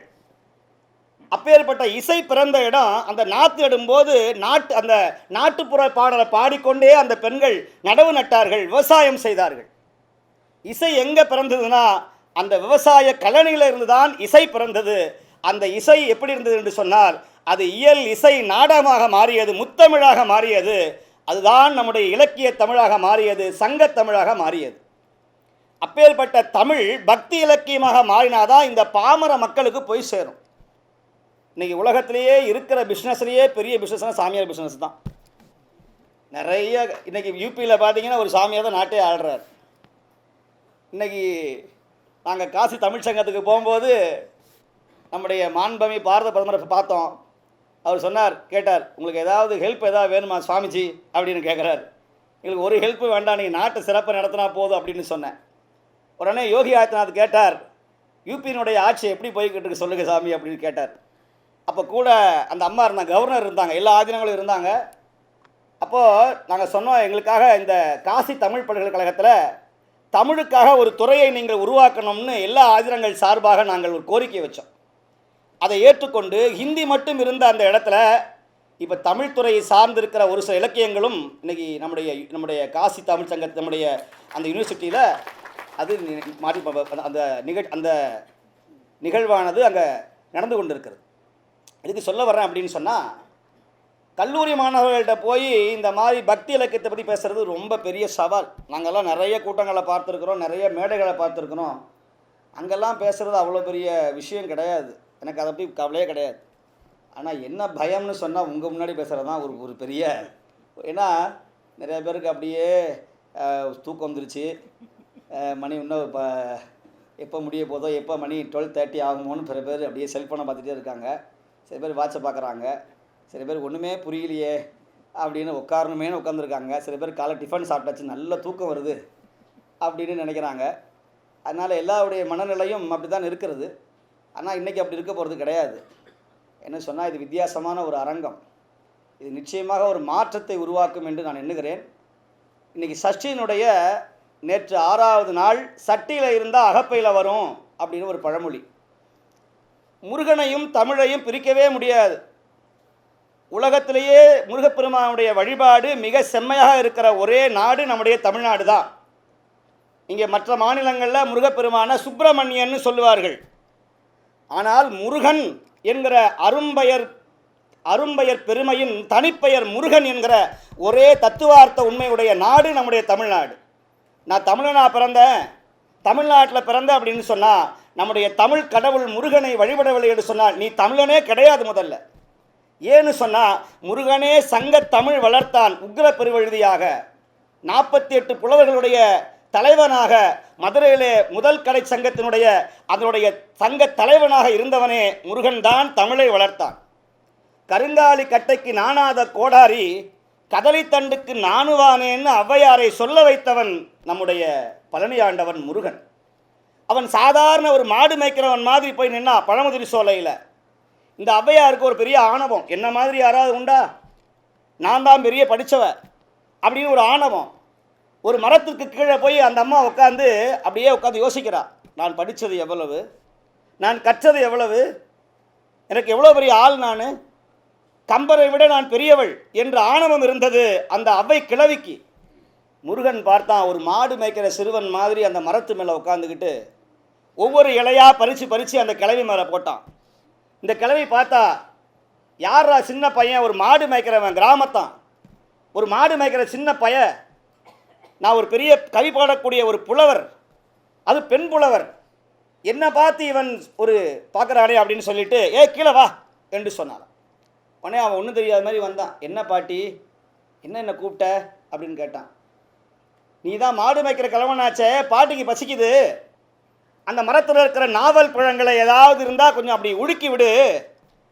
அந்த காலத்தில் ஆடி மாதம் வந்துருச்சுன்னா கிராமங்களில் நாவல் பழம் முறுக்கிறதுக்காக போவோம். விடிய அப்படியே அந்த காற்று அடிக்கும், படன்னு அடிக்கும். உடனே பழங்கள்லாம் கீழே விழுவும். அதில் கடிஞ்சு போனதெல்லாம் மண்ணில் ஒட்டி மண்ணோட மண்ணாக அந்த பழம் இருக்கும். உடனே ஊதி அதை சாப்பிடுவோம். சில பேர் கொட்டையை முழுங்கிடுவான், வயிற்றில் மரம் வந்துடும் அப்படின்னு சொல்லி. அது ஒரு பெரிய புராணம். இந்த கிராமங்களில் வரக்கூடிய எல்லா பழமொழியுமே ஒரு புராணம் தான், நம்முடைய கோயிலோடு நம்முடைய இலக்கியங்களோடு சேர்ந்த புராணம். அது தனி புராணம், அது சொல்ல நேரம் இல்லை, எனக்கு நேரம் இல்லை. அப்போது அந்த கிழவியை கேட்டால் தெரியும், எனக்கு தெரிஞ்சுன்னு நினைக்கிறேன். சுட்ட பழம் வேணுமா, சுடாத பழம் வேண்டுமா? அது என்னப்பா சுட்ட பழம் சுடாத பழம்? பனம்பழத்தை தான் சுட முடியுமே தவிர மற்ற பழத்தை சுட முடியாது. கிராமங்களில் பனம்பழத்தை மட்டும் தான் சுட்டு சாப்பிட முடியும். இன்னும் ஸ்ரீலங்காவில் பார்த்திங்கன்னா பனம்பழத்தை சுட்டு அதில் பிழிஞ்சு அதை ஒரு பணியாரம் செய்வாங்க. அந்த மாதிரி சுட்ட பழம் வேண்டும். அதென்ன சுட்ட பழம் வேணுமா சுடாட்டா? இவ்வளோ சங்க இலக்கியம் படிச்சிருக்கிறேன், சுட்ட பழம் வேற சுடாத பழம்னு கிடையாது, என்ன விளையாடுறியா நீ அப்படின்னு சொல்லும்போது, சரி பரவாயில்ல, சுடாத பழமே போடு அப்படின்னு ஒரு கிண்டலோட அந்த மாடு மேய்க்கிற சிறுவன்கிட்ட இந்த படித்த இந்த கிழவி, இந்த ஔவையார் ஒன்று சொல்கிறாங்க. சரி சுட்ட பழம் இருந்தால் போடு, சரி பாட்டி நான் அப்படியே செய்கிறேன் அப்படின்னு போய் முருகன் அந்த மரத்து மேலே ஏறி அந்த கிளையை உழுக்குகிறான். கிளையை உழுக்குகிற பொழுது பழங்கள் கீழே விழுகிறது. இந்த அவ்வை பாட்டி என்ன பண்ணுறா, கீழே இருக்கிற அந்த மண் ஒட்டி அந்த பழத்தை எடுத்து என்று மண்ணை ஊதுகிறார். உடனே கேட்குறான், என்ன பாட்டி நீ சுடாத பழத்தை கேட்டுவிட்டு இப்போ சுட்ட பழத்தை சாப்பிட்றியே, இது நியாயமானு கேட்டான். அப்போ ஔவையார் சொல்லுகிறார், கற்றது கையளவு கல்லாதது உலகளவு, உற்ற களமடைந்த இன்னம் மோதுகின்றால் மெத்த பந்தயம் வேண்டாம் புலவீர்கள், எறும்பும் தன் கையால் எஞ்சான் கதலித்தண்டுக்கு, கதலினா வாழைமரம், வாழைமரத்துக்கு கருங்காலி கட்டைக்கு நாணாத இந்த கோடாரியாகிய நான் சாதாரண வாழைமரம் வெட்டும்போது என்னுடைய அருவால் மழுங்கி போயிடுச்சேன்னு ஒரு பாட்டை பாடுகிறாள். பார்த்த உடனேயே வந்தவன் யார் என்று நீ கேட்க, அவன் பச்சை மயில் வாகனமும் 12 திந்தோலும் அச்சமகற்றும் மயில்வேலும் கச்சை திருவரையும் உடைய எல்லாம் வல்ல செந்தமிழ் கடவுள் நம்முடைய முருகன் வந்து நின்றான். கிழவி, நீ தமிழால் பாடு, தமிழை வள, ஆணவம் மட்டும் கொள்ளாதே, தமிழ் எங்கெல்லாம் பாடுகிறதோ அங்கு நான் முருகன் வந்து நிற்பன் என்று சொன்னானே எங்கள் தமிழ் கடவுள் முருகன். நீ என்ன ஜாதியாக இரு, நீ எந்த மதமாக இருந்தாலும் சரி, மயிலேறிய வாகனனை வழிபட்டால் தமிழையும் உன்னையும் பிரிக்க முடியாது. நீங்கள் எல்லா நாடுகளில், இந்தோனேஷியாவில் பாலி தீவுகளில் போனீங்கன்னா, சீனாவில் போனீங்கன்னா தெரியும், ஒரு மயில் மேலே யாரோ ஒருத்தர் சீனாக்கார உட்காந்துருக்க மாதிரியே இருக்கும். அங்கேயும் முருக வழிபாடு இருக்கிறது. தமிழ் தமிழ் தமிழ் என்று சொல்லுபவர்கள் முருகனையும் தமிழையும் பிரிக்கவே முடியாது. அதைத்தான் ஞானசம்பந்தரும் நாவுக்கரசரும் சுந்தரமூர்த்தி சுவாமிகளும் மாணிக்க வாசகரும் திருவாசகத்துக்கு உருகார் ஒரு வாசகத்துக்கு முருகார்னு சொன்னானே. நிறைமொழி மாந்தர் ஆணையில் சொன்ன மறைமொழியாகிய மந்திரம் என்ப என்று சொன்னான் தொல்காப்பியன். அதை சொல்லுகிறார் நம்முடைய சிவப்பிரகாச சுவாமிகள். திருவாசகம் இங்கருகால் ஓதின் கருங்கல் மனமும் கரைந்துக கண்கள் தொடுமணற்கேணியில் சுரந்து நீர்ப்பாய மெய்மையில் பொடிப்ப விதிவிதிப்பு எய்தி அன்பர் ஆகுனர் அன்றி மண்பதை உலகில் மற்றையரிலரே வேதம் ஓதின் வெளிநீர் பெருக்கி நெஞ்சம் நெக்குருகி நிற்பவரை காண்கிறோம். திருவாசகம் இங்கொருகால் ஓதின் கருங்கல் மனமும் உருகும்னு சொன்னானே. அப்பேற்பட்ட தமிழ் புலவன் எங்களுடைய கற்பனை களஞ்சியம் சிவப்பிரகாச சுவாமிகள். திருவாசகம் அதனால தான் இன்னைக்கு இளையராஜா அவர்கள் சொன்னார்கள், எத்தனையோ சிம்பனி எல்லாம் பண்ணினேன், என்ன பண்ணினேன், ஆனால் திருவாசகத்துக்கு பண்ணது எனக்காக நான் செய்தேன்னு அந்த ஆள் சொன்னார். மனிதன் சொல்ல இறைவனே தன் கைப்பட எழுதியது ஒரே வாசகம் திருவாசகம். 658 பாட்டும் பண்ண நெஞ்சம் உருகும். நானேயோ தவம் செய்தேன் சிவாய நம என பெற்றேன் என்று பாடினானே. நமசிவாய வாழ்க நாதன் தாழ் வாழ்க இமைப்பொழுதும் இமைப்பொழுதும் என் நெஞ்சில் நீங்காதான் தாழ் வாழ்க. நம்முடைய முனைவர் அவர்கள் வேந்தர் அவர்கள் சொன்னார்கள், கடவுள் கடவுள் கடவுள். நானும் சொல்லுகிறேன், கடவுளே இல்லை. கடவுளை கற்பித்தவன் முட்டாள் அப்படின்னு யார் சொல்லுவா? தந்தை பெரியார் சொல்லுவார். நானும் காவி கட்டின பெரியார் தான். கடவுள் பெயரை சொல்லி ஊரை ஏமாற்றுவதனால அது சொன்னார். ஆனால் என்னுடைய தமிழ் சமுதாயம் முதல்ல 9 ஆகமங்களையும் தமிழை எழுதினா அது பேர் திருமந்திரம்னு பேர். 3000 ஆண்டுகள் வாழ்ந்தவன், ஆண்டுக்கு ஒரு பாட்டு பாடியவன் எங்கள் சித்தன் திருமூலன். தமிழில் மந்திரம்னு சொன்ன ஒரே நூல் திருமந்திரம். அந்த திருமந்திரத்தை தமிழர்கள் படிக்கிறதே கிடையாது. அதில் சொல்லுகிறார், தன்னை அறிய தனக்கோரு கேடு இல்லை, தன்னை அறியாமல் தானே கெடுகின்றார், தன்னில் அறிவை அறிந்தபின் தன்னையே அர்ச்சிக்க தான் இருந்தானே. நிறைய பேருக்கு மனசோர்வு. இதை படித்து என்னத்தை ஆகி நான் என்ன ஆக போகிறேனோ தெரியலையே, எனக்கு வேலை கிடைக்குமான்னு தெரியலையே, கல்யாணம் ஆகுமான்னு தெரியலையே, குழந்தை பிறக்குமான்னு தெரியலையே, எனக்கு இது கிடைக்குமான்னு தெரியலையே, 2030 வருஷம் நான் எப்படி இருப்பேன்னு தெரியலையே அப்படின்னு இப்போவே கவலைப்பட ஆரம்பிச்சிட்டான். சில பேருக்கு அடுத்தவனை பற்றியே கவலை. விஜய் ஜெயிப்பாரா ஜெயிக்க மாட்டாரா, என்னதான் செய்கிறது? அவரே சொல்லிட்டாரு, உசுப்பேத்திரண்ட உம்முன்னு இருக்கணும், கடுப்பேத்திரண்ட கம்முன்னு இருக்கணும், அப்போ தான் வாழ்க்கை ஜம்முன்னு இருக்குன்னு அவரே சொல்லிட்டார். இது மிகப்பெரிய தத்துவார்த்த உண்மை. இது நம்மளை யாராவது ஒருத்தர் உங்கள் ரிமோட்டை அடுத்தவங்க கையில் கொடுத்துட்டு நீங்கள் குய்யோ முறியோன்னு கத்துறீங்க. உங்கள் ரிமோட்டை நீங்கள் தான் வச்சுக்கிறமே தவிர அடுத்தவங்க கையில் இந்த டாக்கி டாம் கேட் பொம்மை மாதிரி இங்கே அமுக்குனா நீங்கள் கத்துறீங்க. அந்த தெரியும் அந்த கேட் பொம்மையை, அது தொட்ட கத்தும் சிரிக்கும். அந்த மாதிரி நம்முடைய கண்ட்ரோலை மற்றவங்களை கொடுத்துட்டு அவன்தான் காரணம், ஜாதகம்தான் காரணம், நவக்கிரகம்தான் காரணம், பரிகாரம் இல்லாமா, அந்த சாமியாட்ட போகலாமா, இந்த குறி கேட்கலாமா, இங்கே மந்திரிக்கலாமா, அங்கே மந்திரிக்கலாமா, அதெல்லாம் ஒன்றுமே தேவையில்லை. நீ தன்னை அறிந்தால் தனக்கோரு கேடு இல்லை, தன்னை அறியாமல் தானே கெடுகின்றார். இதைத்தான் கண்ணதாசன் அப்படியே எழுதினார். நீ உன்னை அறிந்தால் உலகத்தில் போராடலாம், நிலை உயர்ந்தாலும் நிலை தாழ்ந்தாலும் கலங்காமல் நீ வாழலாம்னு எழுதினான். திருமந்திரத்தில் இருக்கிற செய்தி மாதிரி அதைத்தான் அப்படியே மாடினேஷன் பண்ணி நாங்கள் திராவிட சித்தாந்தமாக கொண்டு வர்றோம். மனிதன் தான் கடவுள், கடவுள் பெயரை சொல்லி ஏமாற்றாத. அன்பே சிவம் என்று சொன்னானே, அன்பே சிவம். இங்கே இருக்கிறவங்க அத்தனை பேர் கடவுள் தான், ஆனால் அந்த கடவுள் தன்மையை உணர்றதில்லை. எப்படியா கடவுள் தன்மை உணர முடியும்? ஆசை கோபம் களவு கொண்டவன் பேச தெரிந்த மிருகம், அன்பு நன்றி கருணை கொண்டவன் மனித வடிவில் தெய்வம். உன் மனசுக்குள்ள நன்றியும் கருணையும் இருந்தால் நீதான்ப்பா தெய்வம். உங்ககிட்ட ஆசையும் சுயநலமும் இருந்தால் நீதான் மிருகம் என்று 6 திருக்குறளை அப்படியே பாட்டாக எழுதி வைத்தானே கண்ணதாசன். எதுக்கு சொல்ல வரேன் அப்படின்னா, முருகப்பெருமான் பார்த்தார், எனக்கென்று ஒரு நாடு, எனக்கென்று ஒரு மொழி, எனக்கென்று ஒரு மக்கள் என்று தனித்துவமான கடவுள் நம்முடைய முருகன். இந்த 51 பதிகங்களையும் பாடியது கந்தர் அனுபூதின்னு பேர். இன்றைய தலைப்பு எனக்கு குருவாய் வருவாய் அருள்வாய். குகனே குருவாய் வருவாய் அருள்வாய். இதில் பாருங்கள், குருன்னு ஒன்று இருக்குது. இப்போ குருன்னா யார்? கருத்து சொல்கிறவர் கிடையாது, காசு சம்பாதிக்கிறவர். குருன்னா எப்படி இருக்கணும்? நல்லா ஒரு பெரிய கார்பரேட்டாக இருக்கணும், ஒரு ஜிப்பா போட்டிருக்கணும், இங்கிலீஷ் பேசணும், ஹீலிங் பண்ணணும், உள்ளே வரணும்னா இத்தனை 50,000 பணம் கட்டணும்னு சொல்லணும். நீங்கள் என்ன வேணாலும் சாப்பிட்லாம், என்ன வேணாலும் பண்ணலாம், கடவுள் இருக்குன்னு சொல்லலாம், இல்லைன்னு சொல்லலாம், என்ன வேணாலும் பண்ணலாம், ஆனால் காசை மட்டும் கொடுத்துடணும். இவங்க குரு கிடையாது. கூ தமிழில் கூ, அதாவது ஓரெழுத்து ஒரு பண்ணி சொல்லணும் உண்டு. இந்த தீ வா போ நீ அப்படின்ற மாதிரி பூ அப்படின்னு சொன்ன மாதிரி கூ அப்படிங்கிற வார்த்தைக்கு பேர் இருள் அப்படின்னு பேர், இருட்டுன்னு பேர். ரூ அப்படிங்கிற அந்த எழுத்துக்கு அர்த்தம்னா நீங்குதல் என்று அர்த்தம். குரு என்று சொன்னால் நீ யாரை பார்த்தால் உன்னுடைய மனம் லயிக்கிறதோ, யாரை பார்த்தால் உன்னுடைய சொல் தடுமாறுகிறதோ அவன்தான் உன்னுடைய குரு. அந்த குரு அனைத்துமாக இருப்பான். தந்தை நீ, தாயும் நீ, என் உயிர் துணையும் நீ, சஞ்சலமது தீர்க்க வந்த தேசிக வடிவம் நீ என்று பாடினார் தாய்மான சுவாமிகள். குரு எல்லாமே குரு தான். ஆசிரியர் மட்டும் குரு கிடையாது, சாதாரணவனும் குரு. அப்படி குருவாக இருப்பவன். குருவாய் வருவாய்.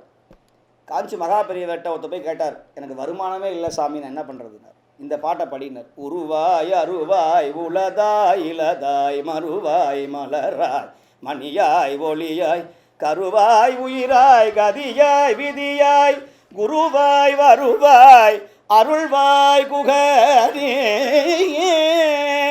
இந்த 4 வரியை சொல்லுப்பா, உனக்கு வருமானம் வரும்னார். எப்படிங்க இந்த 4 வரியை படித்தா வருமானம் வரும்னார். அதுலேயே வருவாய் இருக்குன்னார், ரெவென்யூ இருக்குங்கிறார். குருவாய் வருவாய், வருவாய்த்துறை கேள்விப்பட்டிருக்குமா இல்லையா? வருமான வரித்துறை வேற, வருவாய்த்துறை வேற. அப்போது வருமான வரித்துறை வேற, வருவாய்த்துறை வேற. கலெக்ஷன் பண்ணுற வருமானம் வரணும்னா வருவாய்னு பேர். அப்போது குருவாய் வருவாய் அருள்வாய் குகனை, இந்த பாட்டை பாடு உனக்கு காசு வரும்னு சொன்னேன். அப்படி இந்த தலைப்பு என்னன்னு சொன்னால், முருகப்பெருமான் பார்த்தார், இந்த 51 பாட்டையும் பாடக்கூடிய சூழ்நிலையை உருவாக்கினார். அருணகிரி சுவாமிகள்னு இந்த திருவண்ணாமலை பக்கத்தில் இருந்தார். அருணகிரி சுவாமிகள் அவர் செய்யாத வேலையே கிடையாது, எல்லா வேலையும் செஞ்சார். எல்லா தப்பும் மனுஷனாக தப்பு பண்ணிகிட்டே இருக்கணும். மனுஷனாக இருந்தால் நிறைய தப்பு பண்ணணும். முன்னாள் பாவி இந்நாள் ஞானி, அதை கண்ணதாசன் எழுதுகிறார். கட்டிலுக்கு கண்ணி தொட்டிலுக்கு அன்னை பட்டினுக்கு தீனி கெட்ட பின்பு ஞானி. கெட்டு போனதையா நீ ஞானியாக முடியும்? 1000 செருப்படி வாங்கினா தான் நீ ஞானியாக வர முடியும். நீ சும்மா தான் வர முடியாது. எல்லாத்தையும் ஐ டோன்ட் கேர்னு போயிட்டே இருக்கு. விமர்சனங்கள் நிறைய வரும், நிறைய விமர்சனங்கள். ஒரு சமய வாழ்க்கையில், ஒரு பொது வாழ்க்கையில் விமர்சனங்கள் வரத்தான் செய்யும். அரசியலும் ஆன்மீகத்தையும் பிரிக்கவே முடியாது. நாங்களும் அதில் இருக்கோம், அதுக்காக சொல்ல வரோம். அதனால் எதுக்கு சொல்ல வரேன்னா, அரசியல் இல்லாமல் ஆன்மீகத்தை வளர்த்த முடியாது. ஆன்மீகம் இல்லைன்னா ஒழுக்கம் வளராது, பக்தி வளராது. ஆனால் அதே ஆன்மீகத்தினால தான் இன்றைக்கி நிறைய பிரச்சனைகளும் வருகிறது. நான் உலகம் முழுக்க போயிருக்கேன், தமிழ்நாடு முழுக்க போயிருக்கேன். எல்லா இடத்துக்கும் போய் கிராமம் கிராமமாக, சேரி சேரியாக, இன்னும் சொல்லப்போனால் எந்த விதமான ஜாதி மத இன மொழி வேறுபாடு இல்லாமல் எல்லா இடத்துலையும் போய் சமுதாய நல்லிணக்கத்தை போதிக்கணும்னு போய் கொண்டிருக்கிறேன். அதில் குறிப்பாக சொல்லணும்னா தருமபுரி, கிருஷ்ணகிரி போன்ற மாவட்டங்களில், ஒசூர் போன்ற இடங்களில் பெண் கல்வியை முடக்கி வைத்திருக்கிறார்கள். பக்தியின் பேரால் நிறைய பிரச்சனை நடந்து கொண்டு இருக்குது. சூடு போடுறது, பெண்களுடைய முடியை அறுப்பது, அவங்களுக்கு சின்ன வயசுலேயே கல்யாணம் பண்ணி வைப்பது, கடவுள் பேய் பிடிச்சிருக்குன்னு சொல்லி அவங்கள பேய் ஆட்டுவது, இதெல்லாம் நீங்கள் மறுக்கவே முடியாது. நான் பார்த்துருக்கிறேன். இதற்கெல்லாம் ஒரே வழி, பக்தியின் பேரால் அவர்கள் செய்கிற மூட நம்பிக்கை பழக்க வழக்கம். அதைத்தான் வள்ளலார் சொன்னார், கண்மூடி வழக்கமெல்லாம் மண்மூடி போகணும்னு சொன்னார். உடம்பெல்லாம் ஊதியை பூசி ருத்ராட்சம் போதனால பக்தி கிடையாது. இதெல்லாம் ஒரு யூனிஃபார்ம், ஒரு ட்ரெடிஷ்னல், அவ்வளோதான். அவர் மாதிரி நான் இருக்க முடியாது, அந்த மாதிரி அவர் இருக்க முடியாது. சிரமம். அந்தந்த டிபார்ட்மெண்ட்டில் இருக்கணும். பஸ்ஸில் ஏறினோம்னா டிக்கெட் எல்லாத்தையும் வாங்க முடியாது. யார் ப்ரௌன் கலர் சட்டை போட்டிருக்காரோ, யார் ஊதா கலர் போட்டிருக்காங்களோ, யார் காக்கி போட்டிருக்காங்களோ அவங்க தான் டிக்கெட் வாங்க முடியும். அந்த யூனிஃபார்ம். ஆனால் என்ன நினைக்கிறோம், அவரே தான் கடவுள் அப்படின்னு நினைக்கிறோம். அது தப்பு, பிழை. மனிதனை மனிதனாக மதிப்பது தான் பக்தியே தவிர மனிதனை கடவுளாக பார்ப்பது பிழை என்பது எங்களுடைய கூற்று. அதைத்தான் அன்பே சிவம்னு சொல்கிறார். நீ எல்லாரையும் ஒன்றா பார்ப்பா, படித்தவன் படிக்காதவன், ஏழை பாமரன் என்கிற வேறுபாடு இல்லாமல் எல்லாரையும் ஒரு மனிதனாக பார், அங்கே கடவுள் உள்ள தெரிவார். அதைத்தான் சொல்கிறார், தன்னை அறிய தனக்கோரு கேடு இல்லை, தன்னை அறியாமல் தானே கெடுகின்றார். ஒன்றை நீ அறிஞ்சிக்காமல் நீ கெட்டு போறியப்பா. கிடைச்ச பிறவி எவ்வளோ பெரிய பிறவி, இந்த மனித பிறவி. இதில் நாட்டுக்காக, சமுதாயத்திற்காக, நம்முடைய குடும்பத்திற்காக நீ என்ன செய்தாய் என்று சொன்னால் ஒன்றும் கிடையாது. அதைத்தான் நம்முடைய கடவுள்கள், நம்முடைய புராணங்கள், நம்முடைய நாயன்மார்கள் மிக அழகாக செம்மையாக சொல்லி வருகிறார்கள். அந்த வகையிலே நம்முடைய அருணகிரி சுவாமிகள் இந்த முருகப்பெருமானுக்காக இந்த 6 நாட்களும் செய்கிற இந்த பக்தி இலக்கிய பெருவிழாவுடைய கடைசி விழாவாக இந்த வேளாண் தொழில்நுட்ப கல்லூரியில் மிகப்பெரிய விழாவாக செய்து வருகிறார்கள். முருகப்பெருமானுக்கும் விவசாயத்திற்கும் தமிழுக்கும் நிறைய சம்பந்தம் உண்டு. அதனால தான் எனக்கு இந்த வாய்ப்பு கிடைச்சிருக்கு. அப்போது முருகப்பெருமான் பார்த்தார், எனக்கென்று ஒரு தொண்டன் உருவாகணும்னு நினைச்சார். அந்த தொண்டன் யார் தெரியுமா? மோசமான ஆளாக இருக்கணும்னு பார்த்தார். அருணகிரி சுவாமிகள் மிக மிக மோசமானவர். அவருடைய முன் வாழ்க்கையை பார்த்தீங்கன்னா மிக மிக மோசம். திருவண்ணாமலைக்கு போகிறார், தற்கொலை பண்ணிக்கணும்னு அந்த இப்போ இருக்கிற பெரிய கோபுரத்து மேலே ஏறுகிறார். ஏறி கடைசி அந்த கலசம் இருக்கிற இடத்துக்கு போகிறார். போய் அங்கேருந்து கீழே விழுகிறார். விழும்போது அவர் முருகனை பற்றி சிந்தனையே கிடையாது, கடவுளே கிடையாது, கடவுளே இல்லை என்று சொன்ன கூட்டத்தை சார்ந்தவர் அவர். அவர் பார்க்குறார், கீழே விழும்போது தன்னை அறியாமல் முருகா என்று சொல்லுகிறார். அங்கிருந்து ஒரு கை வந்து அவரை தாங்குகிறது. அவரை 12 வருஷம் அவரை மௌனமாக முருகன் இருக்க வைக்கிறான். சொல்லற இரு, சும்மா சும்மா இரு, சொல்லற. யாராவது பேசிட்டே இருந்தா செவனேன்னு இருடா அப்படிம்போம். சும்மா இருடா, ஏன்டா துணத்தணும்னு தொல்லை பண்ணுற, என்னடா ஒரே போர் அடிக்கிறாரா அப்படின்னு சொல்லிவாங்க பக்கத்தில் இருக்கிறாங்க. ஆனால் என்ன சொல்லுவோம், சும்மா இரு, சும்மா கொஞ்சம் சும்மா முடிஞ்சிடும், அவ்வளோதான். மணி இப்போ 12:10 ஆகிடுச்சு, இன்னும் 10 நிமிஷம் தான் முடிஞ்சிருச்சு அப்படின்ட்டு என்னாச்சு, இந்த சொல்கிற வார்த்தை ஒன்று சிவனேன்னு இரு, இல்லை சும்மா இரு. அதை சொல்லுகிறான், சும்மா இரு சொல்லற என்றலுமே அம்மா பொருள் ஒன்றும் அறிந்திரனே. முருகன் சொல்கிறான், நீ சும்மா இருடா, நான் பார்த்துக்கிறேன், நீ சும்மா இரு. வாழ்க்கையிலேயே அப்புறம் வடிவேல் மாதிரி சும்மா இருக்க முடியுமா? என்ன சும்மா இருக்க முடியும்? இல்லை, சாதாரண வார்த்தையை அது சும்மா இருக்கிறது. நீ இருப்பியா, சும்மா இருப்பியா? யாராவது ஒருத்தர் 2 மணி நேரம் உட்கார வச்சுட்டாங்கன்னா அவன் பெரிய ஆள் தான். ஒருத்தர் 2 மணி நேரம் ஆடாமல் அசையாமல் அவருடைய எண்ணம் செயல் எல்லாரையும் அப்படியே பார்க்க வச்சுட்டோம்னா அவன் பெரிய லீடராக வருவான். அந்த மாதிரி ஒருத்தரை சும்மா இருக்க வைக்கவே முடியாது. ஏதாவது ஒரு கை சும்மா இருக்காது, ஏதாவது நோண்டும் சொரியும் தடவும். இப்போ ஃபோன் இருக்கா, நம்முடைய உயிரினும் மேலான இந்த செல்ஃபோன். அப்பப்போ வாட்ஸ்அப்பில் என்ன வந்தது, அப்பப்போ ஃபேஸ்புக்கில் என்ன வந்தது, அப்பப்போ என்ன வந்தது. நமக்கெல்லாம் 2 சுவாமிகள் தான் இருக்கிறாங்க, 2 குருஜி. ஒன்று கூகுளானந்த சுவாமிகள், ஒன்று யூடியூப் ஆனந்த சுவாமிகள். இந்த 2 சுவாமிகளும் இல்லைன்னு சொன்னால் நமக்கு வாழ்க்கையில் மிகப்பெரிய பிரச்சனை. அதில் இந்த கூகுள் இருக்காது பாருங்கள், அந்த கூகுள் மேப்பு பாருங்கள், ரொம்ப கருணையே வடிவமானவங்க.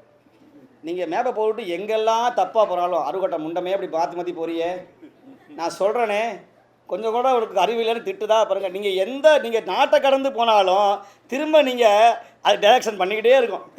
இப்படியே வந்துட்ட, நீ திரும்ப அங்கே போ, எப்படியாவது உங்களை ரூட்டை காமிச்சிக்கிட்டே இருக்கும். சந்து பொந்தையாவது இந்த வழியாக போ, அந்த வழியாக போகணும். உங்கள் மேலே கோவமே படாத ஒரே மேப்புன்னா கூகுள் மேப் தான். அதில் அந்த அம்மா பேசுறது ரொம்ப பொறுமை. அந்த அமெரிக்காவில் இருந்து பேசும், ஊர் பேரெல்லாம் மாற்றி மாற்றி பேசும், நமக்கே புரியாது நம்ம ஊர் பேர் தான் இது அப்படின்ட்டு. அந்த மாதிரி அருணகிரி சுவாமிகளை சொல்லுகிறார், சும்மா இருப்பா, சும்மா இரு என்று சொல்லும்போது 12 வருஷம் அருணகிரி சுவாமிகள் சும்மா இருக்கிறார். 12 வருஷம் கழித்து முருகன் வர்றான் அதே திருவண்ணாமலைக்கு வந்து சொல்லி அவர் நாக்கில் வேலில் ஓம் எழுதுகிறான். நம்முடைய கந்த கடவுள், சொந்த கடவுள் முருகன். இப்போ நம்முடைய அருணகிரி சுவாமிகள் பேச ஆரம்பிக்கிறார். அப்படிங்கிறார், என்ன அருணகிரி இப்போ பேசு. முருகா பேச்சு வரல. 12 வருஷமாக பேசாமல் இருந்த அருணகிரி சுவாமிகள் இப்போ பேச்சு வரல. இப்போ முருகன் சிரிக்கிறான், நீ பேச ஆசைப்பட்டியப்பா, இப்போ பேசு, இப்போ பேசு. பேச்சு வரல. அப்படியா, என்ன முத்துன்னு சொல்லுன்னார். உலகத்திலேயே இருக்கிற நவரத்னங்களில் மிக மிக விலை உயர்ந்தது முத்து. ஏன் தெரியுமா? கடலில் எந்த நாளும் முத்து உருவாகாது. நட்சத்திரங்களில் சுவாதி நட்சத்திரம் மிக மிக சிறப்பான நட்சத்திரம், துளாராசிக்குரிய நட்சத்திரம் சுவாதி. சுவாதினா ஜோதின்னு அர்த்தம். சுவாதி அன்னைக்கு மழை வரணும், அன்னைக்கு கடலில் சிப்பி தன் வாயை பிளந்து கொண்டு வானத்தை பார்த்திருக்க வேண்டும். அந்த மலை துளி சுவாதி நட்சத்திரம் அன்னைக்கு அந்த சிப்பியில் உள்ள விழணும், அதை மூடணும், அப்போ தான் முத்து உருவாகும். இந்த முத்துக்கு அவ்வளோ பெரிய சிறப்பு. அது தோளா முத்துன்னு சொல்லுவார் மணிவாஸ். தோல்னா ஓட்டை போடுறது, தோளா முத்துன்னு பேர். முத்தை ஓட்டை போட்டால் அதுக்கு மதிப்பு கிடையாது. சுடற்பொற்குன்றை தோளா முத்தைன்னு சொல்லுவார் மணிவாசகர். அப்பேற்பட்ட அந்த முத்து என்கிற பெயரையே என்னை சொல் என்று சொல்லுகிறார். உடனே பாட ஆரம்பிச்சுட்டார். முத்தை தருபத்தி திருநகை அத்தி கிரை சத்தி சரவண முத்தி கொருவித்து குருவரையன போதும் முக்கட்பரமர்க்கு சுருதியர் முற்பட்டது கற்பித்திருவரு 30 முபர்க தமரரும் அடிபேன 10 தலை தத்த கணைதொடு மொற்றை கிரிமற்றை பொழுதொரு வட்ட பகழ்வட்ட திகிரியில் இரவாக பத்தற்கிரதத்தை கடவிய பட்சை புயல் மெச்ச தருபொருள் பட்சத்துடன் அச்சி தருள்வது ஒரு நாளேயே தித்தித்தய ஒத்த பரிபுற நிறுத்த பதம் வைத்து பயிரவி திக்கொட்க நடிக்க கழுதொடு கழுதாட திக்கு பரியட்ட பயிரவ தொக்கு தொகு தொக்கு தொகு தொகு சித்திர பௌரிக்கு திருகடக என போத கொத்து பறை கொட்ட களவுசை குக்கு குகு குக்கு குக்கு குகு குத்தி புதை புக்கு பிடியட முதுகூகை கொற்புற்றழு நற்புட்டவுணரை வெட்டி பலியிட்டு குலகிரி குத்து படவற்ற பொறவல பெருமாளே அப்படின்னு இந்த தமிழ் இலக்கியங்களில் யாரும் பாட முடியாத ஒரு சந்தத்தை அருணகிரி சுவாமிகள் பாடினார்கள். இதை கேட்டு முருகன் ஆனந்தப்பட்டான். நீ தமிழால் என்னை பாடு, முத்தமிழால் வைதாரையும் அங்கு வாழ வைப்பான் எங்கள் குமரக்கடவுள். சாமி, எங்களுக்கு எங்களை மாதிரிலாம் பாட வராது சாமி, நாங்கள் என்ன சொல்கிறது? ஒரு தரம் முருகா என்று சொன்னால் இருதரம் நம்மை அனுக்கிரகம் செய்யக்கூடிய இறைவன் நம்முடைய முருகன். நீங்கள் எப்படியாவது முருகா உனக்கு கண்ணு இருக்கா காது இருக்கான்னு சொன்னால் கூட முருகன் அருள் செய்வானா? ஏன் தெரியுமா? நீ தமிழால் சொல்கிற. நீ முருகனை தமிழால் திட்டினால் முருகன் அருள் செய்வானா? முத்தமிழால் வைதாரையும் அங்கு வாழ வைப்பான் எங்கள் கந்தன் என்று சொல்லுகிறது நம்முடைய கந்தர் அலங்காரம். பேராதரிக்கும் அடியவதம் பிறப்பை ஒழித்து பெருவாழ்வும் பேரும் கொடுக்க வரும் எங்கள் பிள்ளை பெருமானே. இந்த சஷ்டிங்கிற வார்த்தை மிகப்பெரிய சஷ்டினா 6. காம குரோத லோப மோக மத மாச்சரியம் என்கிற 6 பகைகளை நீ நீக்கினால் ஆண்டவனை காணலாம் என்கிற தத்துவார்த்த உண்மையை சொல்லுகிறது நம்முடைய சஷ்டி விரதம்.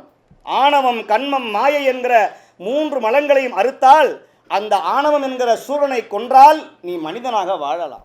அதுதான் சூரசம்ஹாரம். அரக்கனை அழிக்கிறதுக்காக கடவுள் நம்முடைய ஐயா சொன்ன மாதிரி 10 கைகளும் ஆயுதங்களும். நிறைய பேர் கேட்குறாங்க, உங்கள் கடவுளுக்கு எதுக்குப்பா அத்தனை ஆயுதம்? கடவுள் சாந்தமாக தானே இருக்கணும். நாங்கள் பிள்ளையாரையா மதிக்கிறோம், எங்களுக்கு நாக தொங்க போடணும். இப்போ அந்தந்த காலத்துக்கு சுவாமி வந்துருச்சு.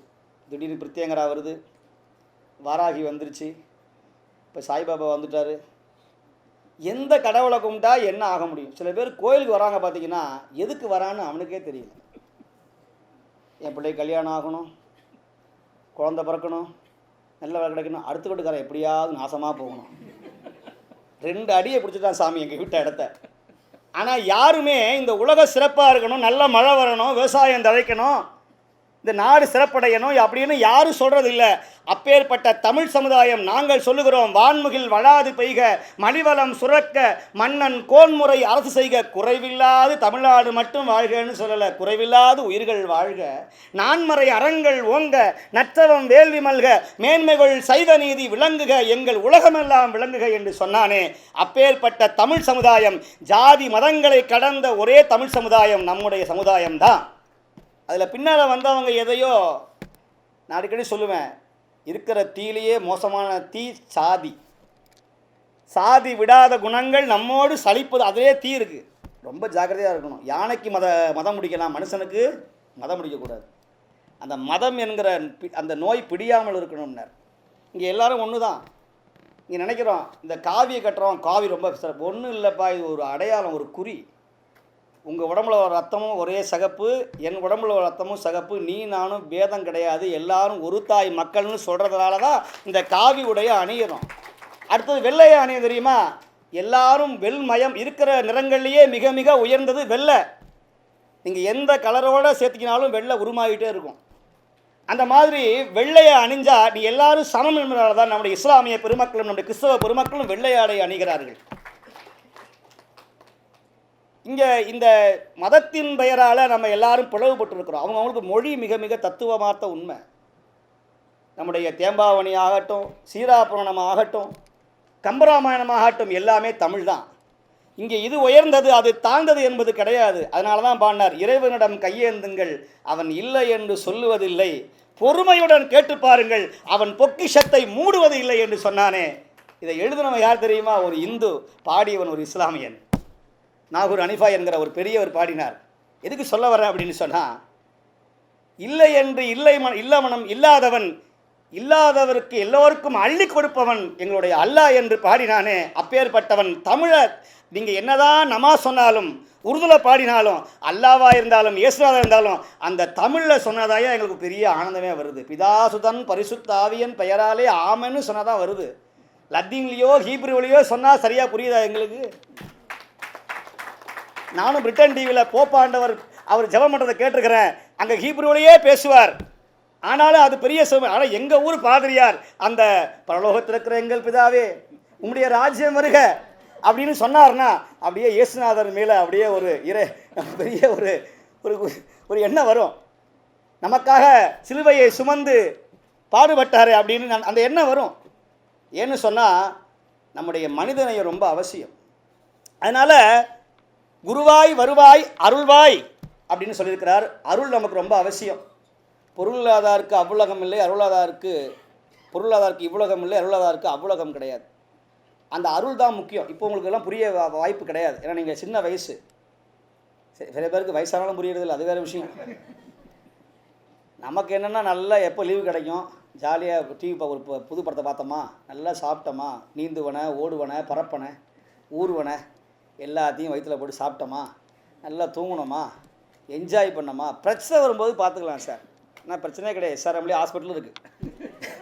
அதனால் குளோபல் நீங்கள் எங்கேயும் போக வேண்டிய அவசியம். கல்வி வரும்னா அங்கே போகலாம், அக்ரிகல்ச்சர் படிக்கிறோம்னா எஸ்ஆர்எம்க்கு வரலாம், உடம்புல வியாதினா குளோபல் எஸ்ஆர்எம் குளோபல் இருக்குது. நீங்கள் கவலையே பட வேண்டாம். உலகிலேயே மிக தரம் வாய்ந்த விலை குறைந்த எளிமையான ஒரு மருத்துவம் செய்கிறார்கள் நம்முடைய பாய்வந்தர் அவர்கள். ஆக இந்த சமுதாயத்திற்கு நிறைய தமிழ் விஷயங்களும் ஆன்மீக விஷயங்களையும் ஒரு கல்லூரி செய்துன்னு சொன்னால் அது எஸ்ஆர்எம் குழுமத்திற்கு மட்டுமே உரியது. நான் அதான் சொன்னேன், எல்லாமே புது அப்படின்னு சொன்ன மாதிரி நம்முடைய அந்த வேந்தராக இருக்கட்டும், புது யுகமாக இருக்கட்டும், புதிய தலைமுறையாக இருக்கட்டும், எல்லாமே இந்த நாட்டிற்கு மிக மிக அவசியமான ஒன்று. அதே மாதிரியாக இந்த அரசியலும் ஆன்மீகத்தையும் பிரிக்க முடியாது. அப்படி நம்முடைய அருணகிரி சுவாமிகள் நிறைய திருப்புகழை பாடினார். அப்படி திருப்புகழை பாடிக்கொண்டே இருந்தவர் தமிழால் 16,000 திருப்புகழை பாடினார். அதில் சொல்கிறார், புகழியில் வித்தகர் போல அமிர்தகவி தொடைபாட அடிமைதனுக்கு அருள்வாயை ஞானசம்பந்தர் போல நான் பாடணும்னு கேட்குறார். அவர் தமிழால் பாடி முருகனை வரவேற்றார். நம்முடைய கிராமங்களில் முருகனை பற்றி நிறைய பழமொழி உண்டு. வேலை வணங்குவதே வேலை, சுக்குக்கு மிஞ்சிய மருந்து கிடையாது, முருகனுக்கு மிஞ்சிய தெய்வம் கிடையாது. இதெல்லாம் சாதாரண கிராமங்களில் சொல்கிற வழக்கம். நீங்களாம் கேட்டிருப்பீங்க. வயலூர் இருக்க அயலூருக்கு போகிறையா அப்படின்னு கேட்பாங்க.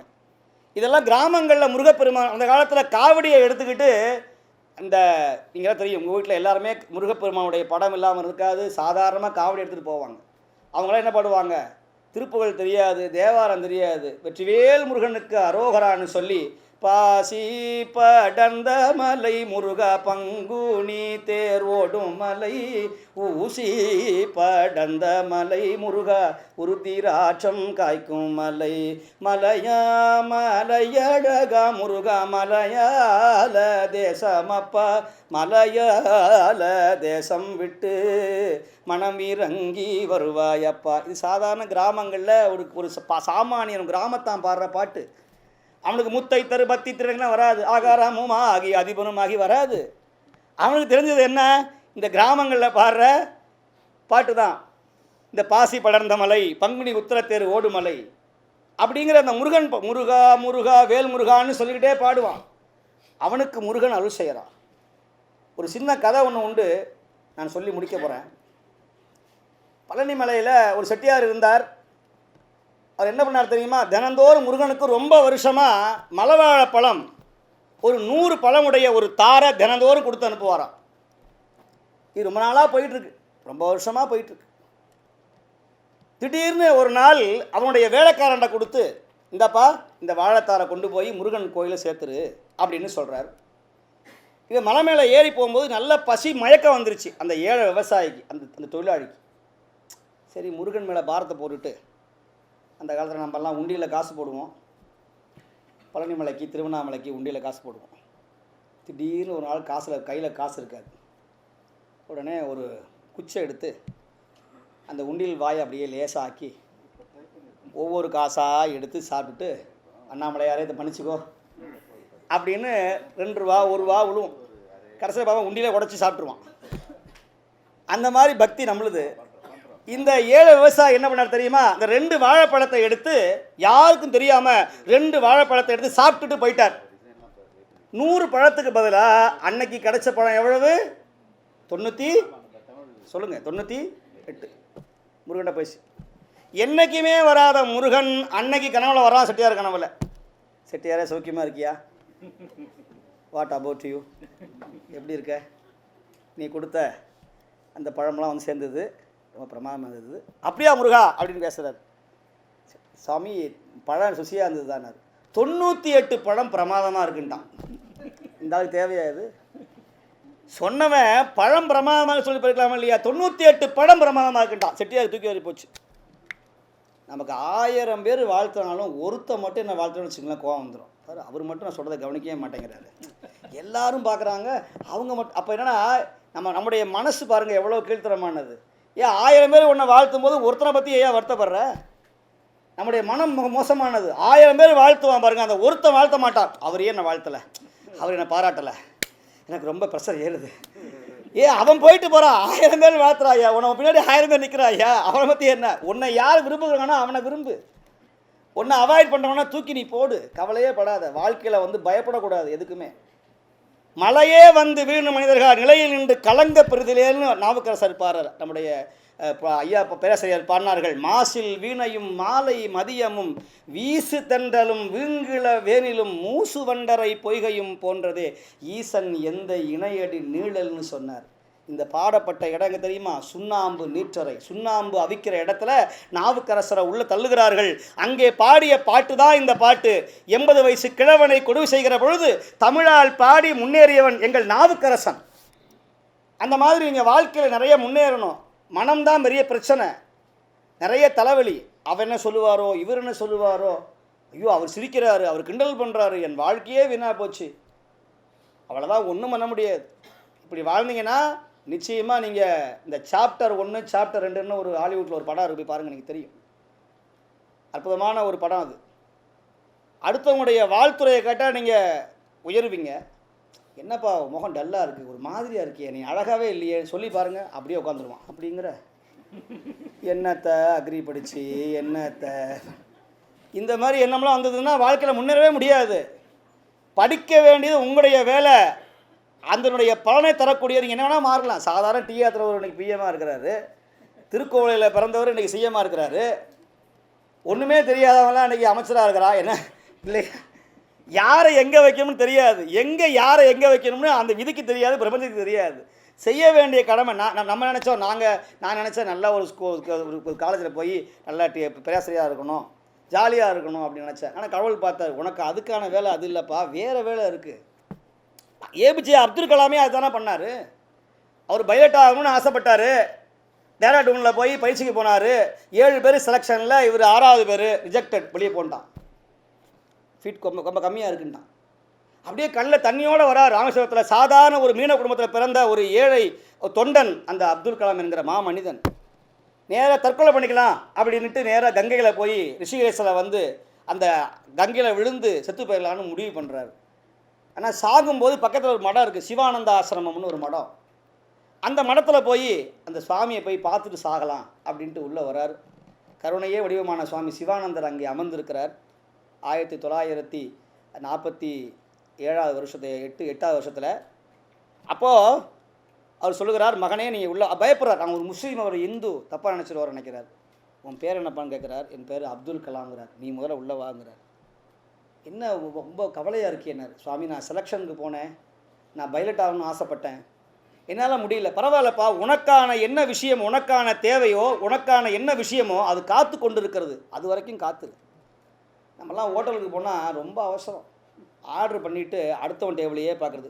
அங்கே பூரி வந்துருச்சு, கடை சாப்பிட்றாரு, மசாலா தோசையா, புரோட்டா சாப்பிட்றாரா, நமக்கு மட்டும் வரலையே. உனக்கானது அங்கே தயாரிக்குதுப்பா, ப்ரிப்பரேஷன் ஆகிட்டு இருக்கு. ஏன் அவசரப்படுற? அதுக்குள்ளே உனக்கு பொறுமை இல்லை. உனக்கானது சுட சுட மிக மிக அற்புதமானது அங்கே தயாரி கொண்டிருக்கிறது. நீ அதுக்குள்ளே ஏன் அடுத்தவன் டேபிளை பார்க்குற? உனக்கு என்ன விஷயமோ அதை மட்டும் நீ பார். வாழ்க்கையில் ரொம்ப சிறப்பாக இருப்பேன். நான் கவலையே படுறதில்லை. அவள் கிண்டல் பண்ணுறாங்க. நான் சிறப்பாக இருக்கேன், நல்லா இருக்கேன்.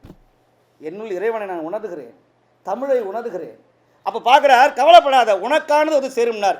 கிட்டத்தட்ட 30 வருஷம் கழித்து ஒன்றுமே தெரியாத ஏபிஜே அப்துல் கலாம் அவர்கள், அவர் சாதாரண இப்போ இருந்து ரிட்டையர்மெண்ட் ஆகி கல்யாணம் பண்ணி பென்ஷனை வாங்கிட்டு நிம்மதியாக இருந்திருப்பார். கடைசியில் முப்படையில் விமானப்படைக்கு போக வேண்டியவர் அந்த 3 படையும் வந்து நின்று சல்யூட்டு போகிற அளவுக்கு அவருடைய வாழ்க்கை உயர்ந்ததுன்னு சொன்னால், அந்த பொறுமையும் அந்த நம்பிக்கையும் தான் அவர் வாழ்க்கையில் முன்னேற்றம் பண்ணு. நம்ம என்ன படிக்கிறோம், என்ன செய்கிறோங்கிறது நமக்கு தேவையில்லை. நீங்கள் செய்ய வேண்டிய காரியத்தை சரியாக செய்யுங்கள். காலம் உங்களை நிச்சயமாக ஒரு பெரிய இடத்துல கொண்டு போய் சேர்த்தே தீரும். அதனால தான் முயற்சி திருவினையாக்கும், முயற்சின்மை இன்மை புகுத்தி விடும்னார். தெய்வத்தான் ஆகாது எனினும் முயற்சி தன் மெய் வருந்த கூலி தரும் என்று சொன்னார் வள்ளுவ பெருமான். திருக்குறளை படிங்க, திருப்புகழை படிங்க. அப்போ சொன்னாங்க, அது மாதிரி செட்டி அப்பனுக்கு செந்தூரன் துணைன்னு சொன்னார்கள். ஏன் இந்த முருகப்பெருமானை பற்றி? ஏன்னா இங்கே பக்தி இலக்கியமும் சொல்லணும், சமுதாய விஷயங்களையும் சொல்லணும், மோட்டிவேஷனாகவும் பேசணும். சும்மா உட்காந்து கிருபானந்த வாரி அது மாதிரி அன்பர்களே நண்பர்களே எல்லாம் வல்ல முருகப்பெருமானுடைய எல்லாம் தூங்கிடும். இங்கே யாரும் பஜனை பாட வரல. ஏன்னா உங்களுக்கு புதுசு எல்லாம் புதுசு. அதனால் பக்தி இலக்கியங்களோட கொஞ்சமாவது எங்கள் சமுதாயத்தையும் நாங்கள் சொல்லணும். நம்ம தமிழ் சமுதாயத்தை நம்ம நினைக்கிறோம் 1801 வருஷம், சரியாக ஒரு 250 ஆண்டுக்கு முன்னாடி சிவகங்கை சீமையில் காளையார் கோயில் ஒரு கோயில் போய் பாருங்கள். 2 கோபுரமும் வானம் அளாவிய கோபுரம். அந்த கோபுரத்தில் அதை கட்டியவர்கள் 2 பேர் மருதுபாண்டியர்கள் என்கிற சகோதரர்கள். போய் ஒளிஞ்சிட்டாங்க. எங்கள் திருப்பத்தூரில் காட்டில் போய் ஒளிஞ்சிட்டாங்க. பயந்து போகலை, மறைந்திருந்தார்கள். வெள்ளைக்காரன் பார்த்தான், கூடவே இருந்து குழி பறிச்சா சொந்தக்காரன் ஒருத்தன். அவனை பிடிக்கணும்னா ஒன்று தாண்டா இருக்குது. அதோ தெரியுது பாரு அந்த காளையார் கோயில் சிவன் கோயில் கோபுரம், அதை உடப்பேன்னு மட்டும் சொல்லு, அப்புறம் பாரு வேலையெல்லாம். அப்படியா சமாச்சாரம்னு அந்த பரங்கி தலையன் சொன்னான் வெள்ளைக்காரன். நாளை காலையிலே மருதுபாண்டியர்கள் இங்கு வரவில்லை என்று சொன்னால் காளையார் கோயில் கோபுரம் பீரங்கியால் தகர்த்து எறியப்படும் என்று ஆணையிட்டார்கள் வெள்ளையர்கள். இதை கேட்டார்கள் 2 பேரும். துடிச்சது உடம்பு. கேவலம் இந்த உயிருக்காக ஆண்டவன் வாழக்கூடிய இந்த கலை பொக்கிஷத்தை கோயிலை உடைக்க போகிறானே அப்படி நெஞ்சை நிமித்திட்டு வந்தான் 2 பேரும். மருதுபாண்டியர்கள் 2 பேரும் வந்தபோது, என்னடா உனக்கு வேணும்? என் தலை தானே வேணும், எடுத்துக்கோ, கோபுரத்தை விட்டுடு. அப்போ கடைசி ஆசை கேட்டான், என்னை தூக்கில் போட்ட பிறகு எங்கள் தலையை அறுத்து இதே காளையார் கோயில் வாசல் முன்னாடி எங்களுடைய தலையை அங்கே வச்சு எங்கள் 2 கண்களும் அந்த கோபுரத்தை பார்க்கிற மாதிரி சமாதி செய் என்று சொன்னானே என்னுடைய தமிழ் பாண்டியன் மன்னன் மருதுபாண்டியர்கள். இந்த கோயிலுக்காக வாழ்ந்தவன். வேலு நாச்சியாரை பற்றி நிறைய தெரியல. அந்த அம்மா மாதிரி நம்மளுக்கு யாரையோ கொண்டாடுறோம். வேலு நாச்சியாருடைய கொள்கை மிகப்பெரிய ஒரு பெண்ணாக பிறந்த தன்னுடைய கணவனை இழந்து மகனை இழந்து அதில் அருந்ததியாக பிறந்த குயிலி அப்படிங்கிற ஒரு அம்மா. அந்த அம்மா பற்றி யாருக்கும் தெரியாது. எல்லாம் செலவு வைக்கிறாங்க அன்னை குயிலிக்கு. அந்த அம்மாவோட வீரம்லாம் நீங்கள் பெண்கள்லாம் கேட்கணும். நம்மலாம் பெண்கள்லாம் கத்திரிக்காய் செய்கிறதுக்கும் யூடியூப்பில் குருமா வைப்பது எப்படி, சாம்பார் வைப்பது எப்படி, மருதாணி போடுவது எப்படி, அதில் சில பேர் வீட்டில் பார்க்கணுமே கணவர்கள்லாம் ரொம்ப அவசரப்படுறாங்க. இந்த ஃப்ரிட்ஜை முதல்ல ஒழிக்கணும். அதில் இந்த கையில் போகிற அந்த கோன்லாம் கொண்டு போய் உள்ளே வைக்கிறது, நகைப்பாலிசை உள்ளே வைக்கிறது, எல்லாம் உள்ளே வைக்கிறது, மறந்துடுறது வேறு. கருவேப்பிலை துவையல் எது, கையில் போகிற முல்தானி மெட்டி அது எது கொண்டு தெரியாமல் எடுத்து போட்டு சாப்பிட்டு வாயெல்லாம் சவுந்து போகுது இருக்கு. அதனால் ஃப்ரிட்ஜை முதல்ல ஒழிக்கணும். எல்லாம் வச்சுட்டு மறந்துடுறது வேறு. இனிமேல் இது போகணும், கீழடியில் போட்ட மாதிரி இது கிபி, இது கீமோ, 2020 வத்த குழம்பு, இது துவையல், இது குருமா, இது அப்படின்னு ரொம்ப அநியாயம். அதனால் வச்சுக்கினா கொஞ்சம் ரிமைண்டர் பண்ணி வச்சுக்கோங்க, அலாரம் போட்டுக்கோங்க. மறந்துடுறீங்க. வீட்டுக்குள்ள இருக்கிற அவங்களாம் அவசரப்பட்டு சாப்பாடு வச்சுக்கிட்டு துவையலுக்கு பதிலாக அதை போட்டு சாப்பிட்டாங்கன்னா அப்புறம் டிசைன் உட்காந்துருக்கணும். அந்த குயிலி, அந்த அருந்ததி அப்படிங்கிற அந்த அம்மா, அருந்ததி குளத்தில் பிறந்த குயிலி அவர்கள் குதிரையில் போகிறாங்க. நிறை மாத கர்ப்பிணி. வெள்ளைக்காரன் பக்கத்தில் வந்துட்டான். அந்த குதிரையில் போக போக பிரசவம் ஆக போகுது. இந்த பாருங்கள், அந்த குதிரை மேலே ஏறி நிற்கிறா அந்த அம்மா.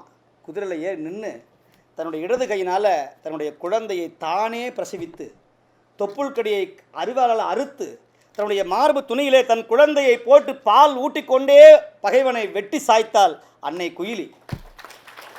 இந்த வீரம் நமக்கு வருமா? காரைக்கால் அம்மையார் போன்ற மங்கையர்க்கரசியார் போன்ற அந்த வீரம் ஒவ்வொரு பெண்களுக்கும் வரணும். பெண்ணாய் பிறந்திட நல் மாதவம் செய்திட வேண்டுமம்மாண்ணா.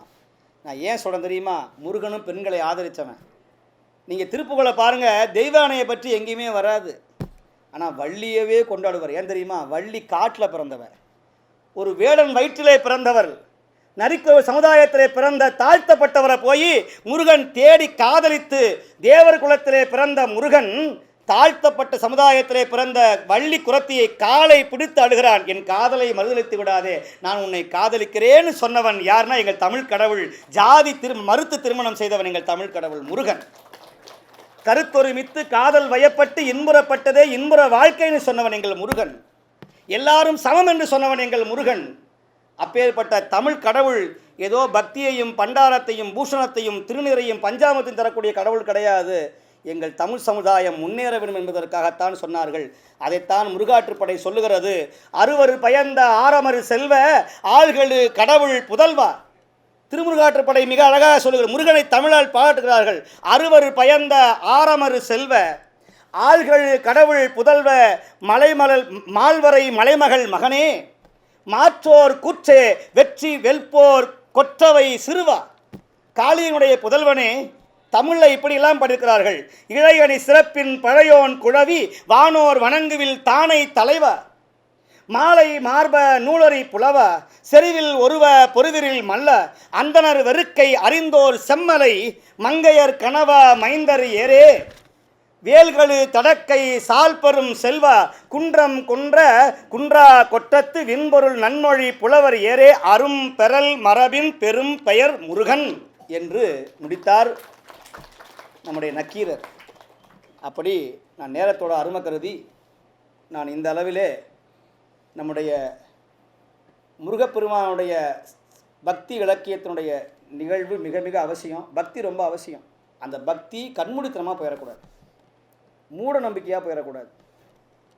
நேராக நம்மளாம் என்ன பண்ணுவோம், யூடியூப்பில் இன்றைக்கி ஃபேஸ்புக்கில் அதிகமாக பார்க்குறது சமையல் விஷயம், ஒன்று ஜோசியம். கும்பராசி நேயர்களே, மேசராசி நேயர்களே, 7:30 சனி உங்களை சும்மா விடாது.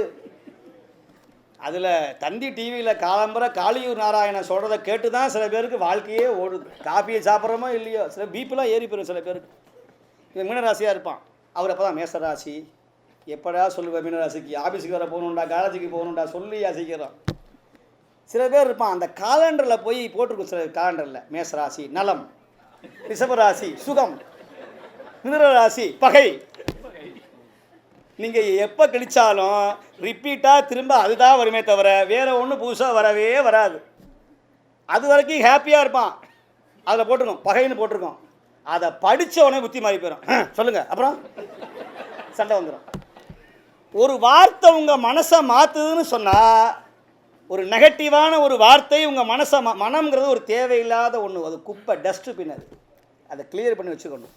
அந்த மனசு முழுக்க நல்ல விஷயங்கள், தேவாரத்தை, ஒரு திருவாசகத்தை, ஒரு கடவுள் ஸ்லோகத்தை, இல்லை எது பிடிக்கும், நல்ல அருமையான ஒரு ஏஆர் ரஹ்மான் சாங்கை கேட்டாவது வாங்க, தப்பு கிடையாது.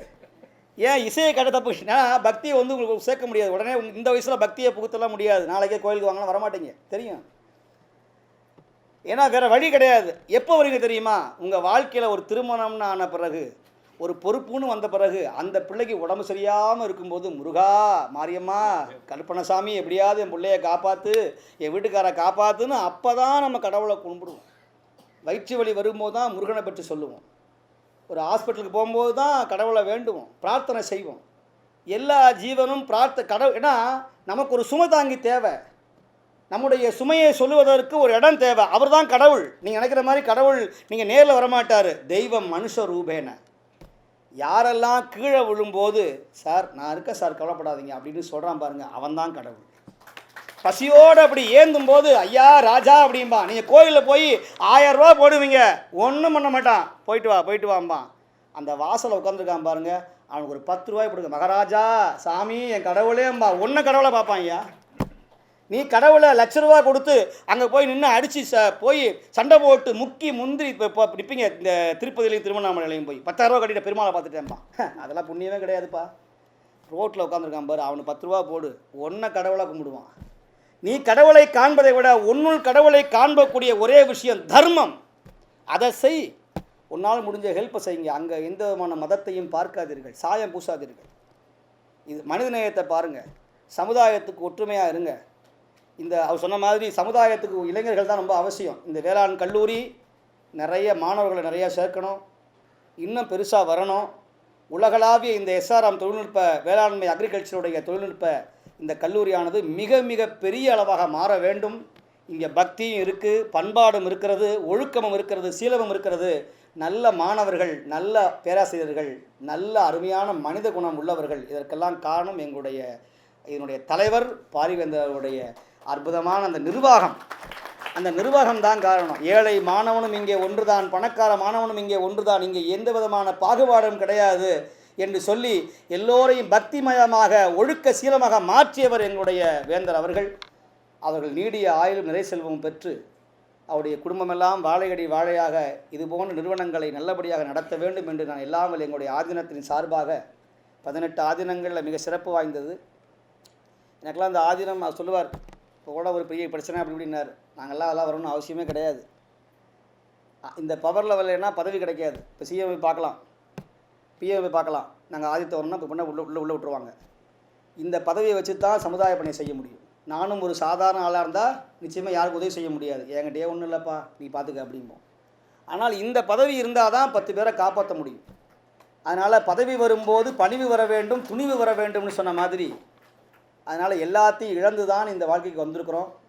அதனால் இந்த 3/4 மணி நேரமும் உங்களை நான் போர் அடிச்சிருக்கலாம், அல்லது தூங்க வைத்திருக்கலாம். தூங்கியவர்களுக்கு மனமார்ந்த நன்றி, கேட்டவர்களுக்கு மிக மிக நன்றி, இப்போ தான் முடிப்பாரோன்னு நினச்சவங்களுக்கு ரொம்ப ரொம்ப நன்றி என்று சொல்லி, அரும்பெயர் மரபின் பெருந்தெயர் முருகன், முருகா முருகா என்று சொல்லுங்கள்.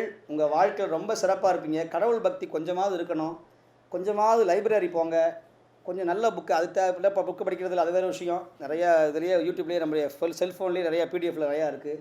ஒரு திருப்புகழ் சொல்லுங்கள், ஒரு தேவாரம் சொல்லுங்கள், திருக்குறள் கண்டிப்பாக சொல்லுங்கள். உங்கள் பிள்ளைங்களுக்கு தினந்தோறும் திருப்புகழை திருக்குறளை முதல்ல பாட வைங்க. ஔவையார் யார், இப்போ நம்முடைய ஞானசம்பந்தர் யார், நம்முடைய தமிழ் நாட்டுக்காக தமிழ் மொழிக்காக யாரெல்லாம் பாடுபட்டார்கள், இதெல்லாம் சொல்லி என்ன சார் ஆக போகுது அப்படின்னு சொன்னீங்கன்னா ஒன்றும் முடியாது. உங்கள் சமுதாயத்தை, நம்முடைய சமுதாயத்தை யாராலும் காப்பாற்ற முடியாது. மெல்ல தமிழ் நீ சாகும்னு சொன்னால் அதை சாகாமல் விடுவதற்கான ஒரே வழிதான் எங்களுடைய பக்தி இலக்கிய பெருவிழா.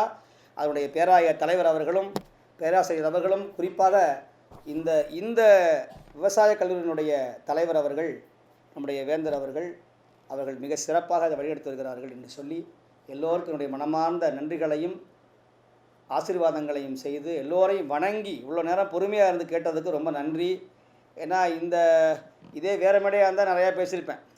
ஆனால் இது கல்லூரி மாணவர்களுடைய மேடை. அதனால தான் சில விஷயங்களும் வரலாற்று விஷயங்களையும் பக்தியோடு, இது ஒரு சாம்பார் சாதம் மாதிரி எல்லாத்தையும் ஒன்றா போட்டு கொடுக்க வேண்டிய சூழ்நிலையாக போச்சு.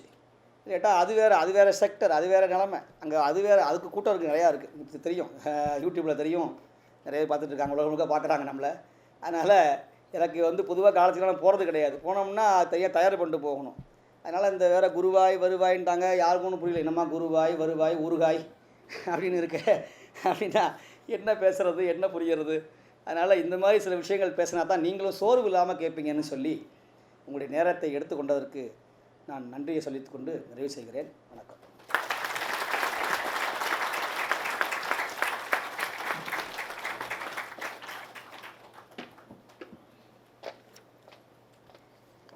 பக்தி சொற்பொழிவாக எதிர்பார்த்த எங்களுக்கு அன்பே சிவம் என்று சொற்பொழிவு வழங்கிய சூரியனார் கோவில் ஆதீனம் தம்பிரான் சுவாமிகள் அவர்களுக்கு எங்களது நெஞ்சார்ந்த நன்றிகள்.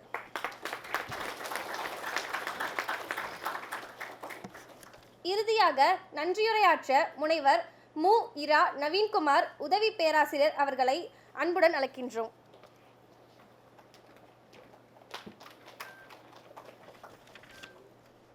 கவியரசர் கண்ணதாசன் கூறுவார், உலகில் எத்தனையோ தெய்வங்கள் இருந்தும் 2 தெய்வங்களுக்கு மட்டும்தான் சாமி என்ற அடைமொழி உண்டாம். ஒன்று கிருஷ்ணசாமி, மற்றொன்று குமாரசுவாமி. அத்தகைய பெருமை மிகு முருகனுக்கு விழா எடுப்பதில் உள்ளபடியே பெருமகிழ்வு கொள்கிறோம். தமிழ் வளர்ச்சியில் ஆதீனங்களின் பங்கு என்ற தலைப்பில் பரந்த பார்வையோடு 20 ஆதீனங்களை ஒன்று கூட்டி ஒரு தேசிய மாநாட்டினை நடத்தி காட்டிய எஸ்ஆர்எம் கல்வி நிறுவனத்தின் வேந்தர் அவர்களுக்கு முதற்கண் நன்றிகள். இந்த நிகழ்வின் முக்கிய ஏற்பாட்டாளரான தமிழ் பேராய தலைவர் கலைமாமணி முனைவர் கருநாகராசன் அவர்களுக்கும் அவரது குழுவினருக்கும் நெஞ்சார்ந்த நன்றிகள். இப்படி ஒரு நிகழ்வினை செவ்வனே நடத்துவதற்கு அனைத்து விதத்திலும் உந்து சக்தியாகவும் உறுதுணையாகவும் விளங்கிய SRM வேளாண் அறிவியல் கல்லூரியின் முதல்வர் முனைவர் மு ஜவஹர்லால் அவர்களுக்கும் துணை முதல்வர் மற்றும் அனைத்து துறை தலைவர்களுக்கும் முத்தான நன்றிகள். கடையேழு வள்ளல்களில் மூத்தோன் வேள்பாரியின் 52 தலைமுறைகளுக்கு முந்தைய வேளிர்குல தலைவனான முருகப்பெருமான் பற்றிய சிறப்புரை. எப்படியான சிறப்புரை! ஐயையோ முடியப் போகிறதே என்று நாம் நினைத்து உருகும்படியான ஒரு சிறப்புரை ஆற்றிய பெருந்தகை சூரியனார் கோயில் ஆதிநகர்த்தாவான தம்பிரான் சுவாமிகள் தவப்பெருந்திரு சிவாக்கிர தேசிக சுவாமிகள் அவர்களுக்கும் நல்வாய்ப்புக்கு நெஞ்சார்ந்த நன்றிகள்.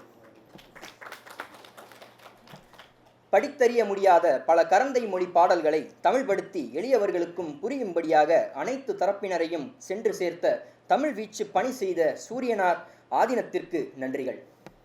மேலும் இந்நிகழ்விற்காக உழைத்த அனைத்து பேராசிரியர், முதுநிலை மாணாக்கர்கள், பணியாளர்கள் மற்றும் ஊடக நண்பர்கள் அனைவருக்கும் நெஞ்சார்ந்த நன்றிகளை உரித்தாக்குகிறேன்.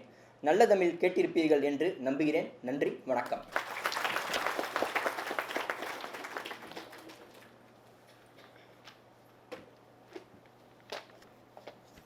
நன்றியுரையாற்றிமைக்கு நன்றி ஐயா. நிகழ்ச்சியின் அந்தமாக நாட்டுப்பண். जनगण मन अधिनायक जय हे भारत भाग्य विधाता पंजाब सिंध गुजरात मराठा द्राविड उत्कल बंगा विंध्य हिमाचल यमुना गंगा उच्चल जलति तरंगा दव शुभ नामे जाहे दव शुभाशिष माहे जाहे दव जय गादा जनगण मंगलदायक जय हे भारत भाग्य विधाता जय हे जय हे जय हे जय जय जय जय हे।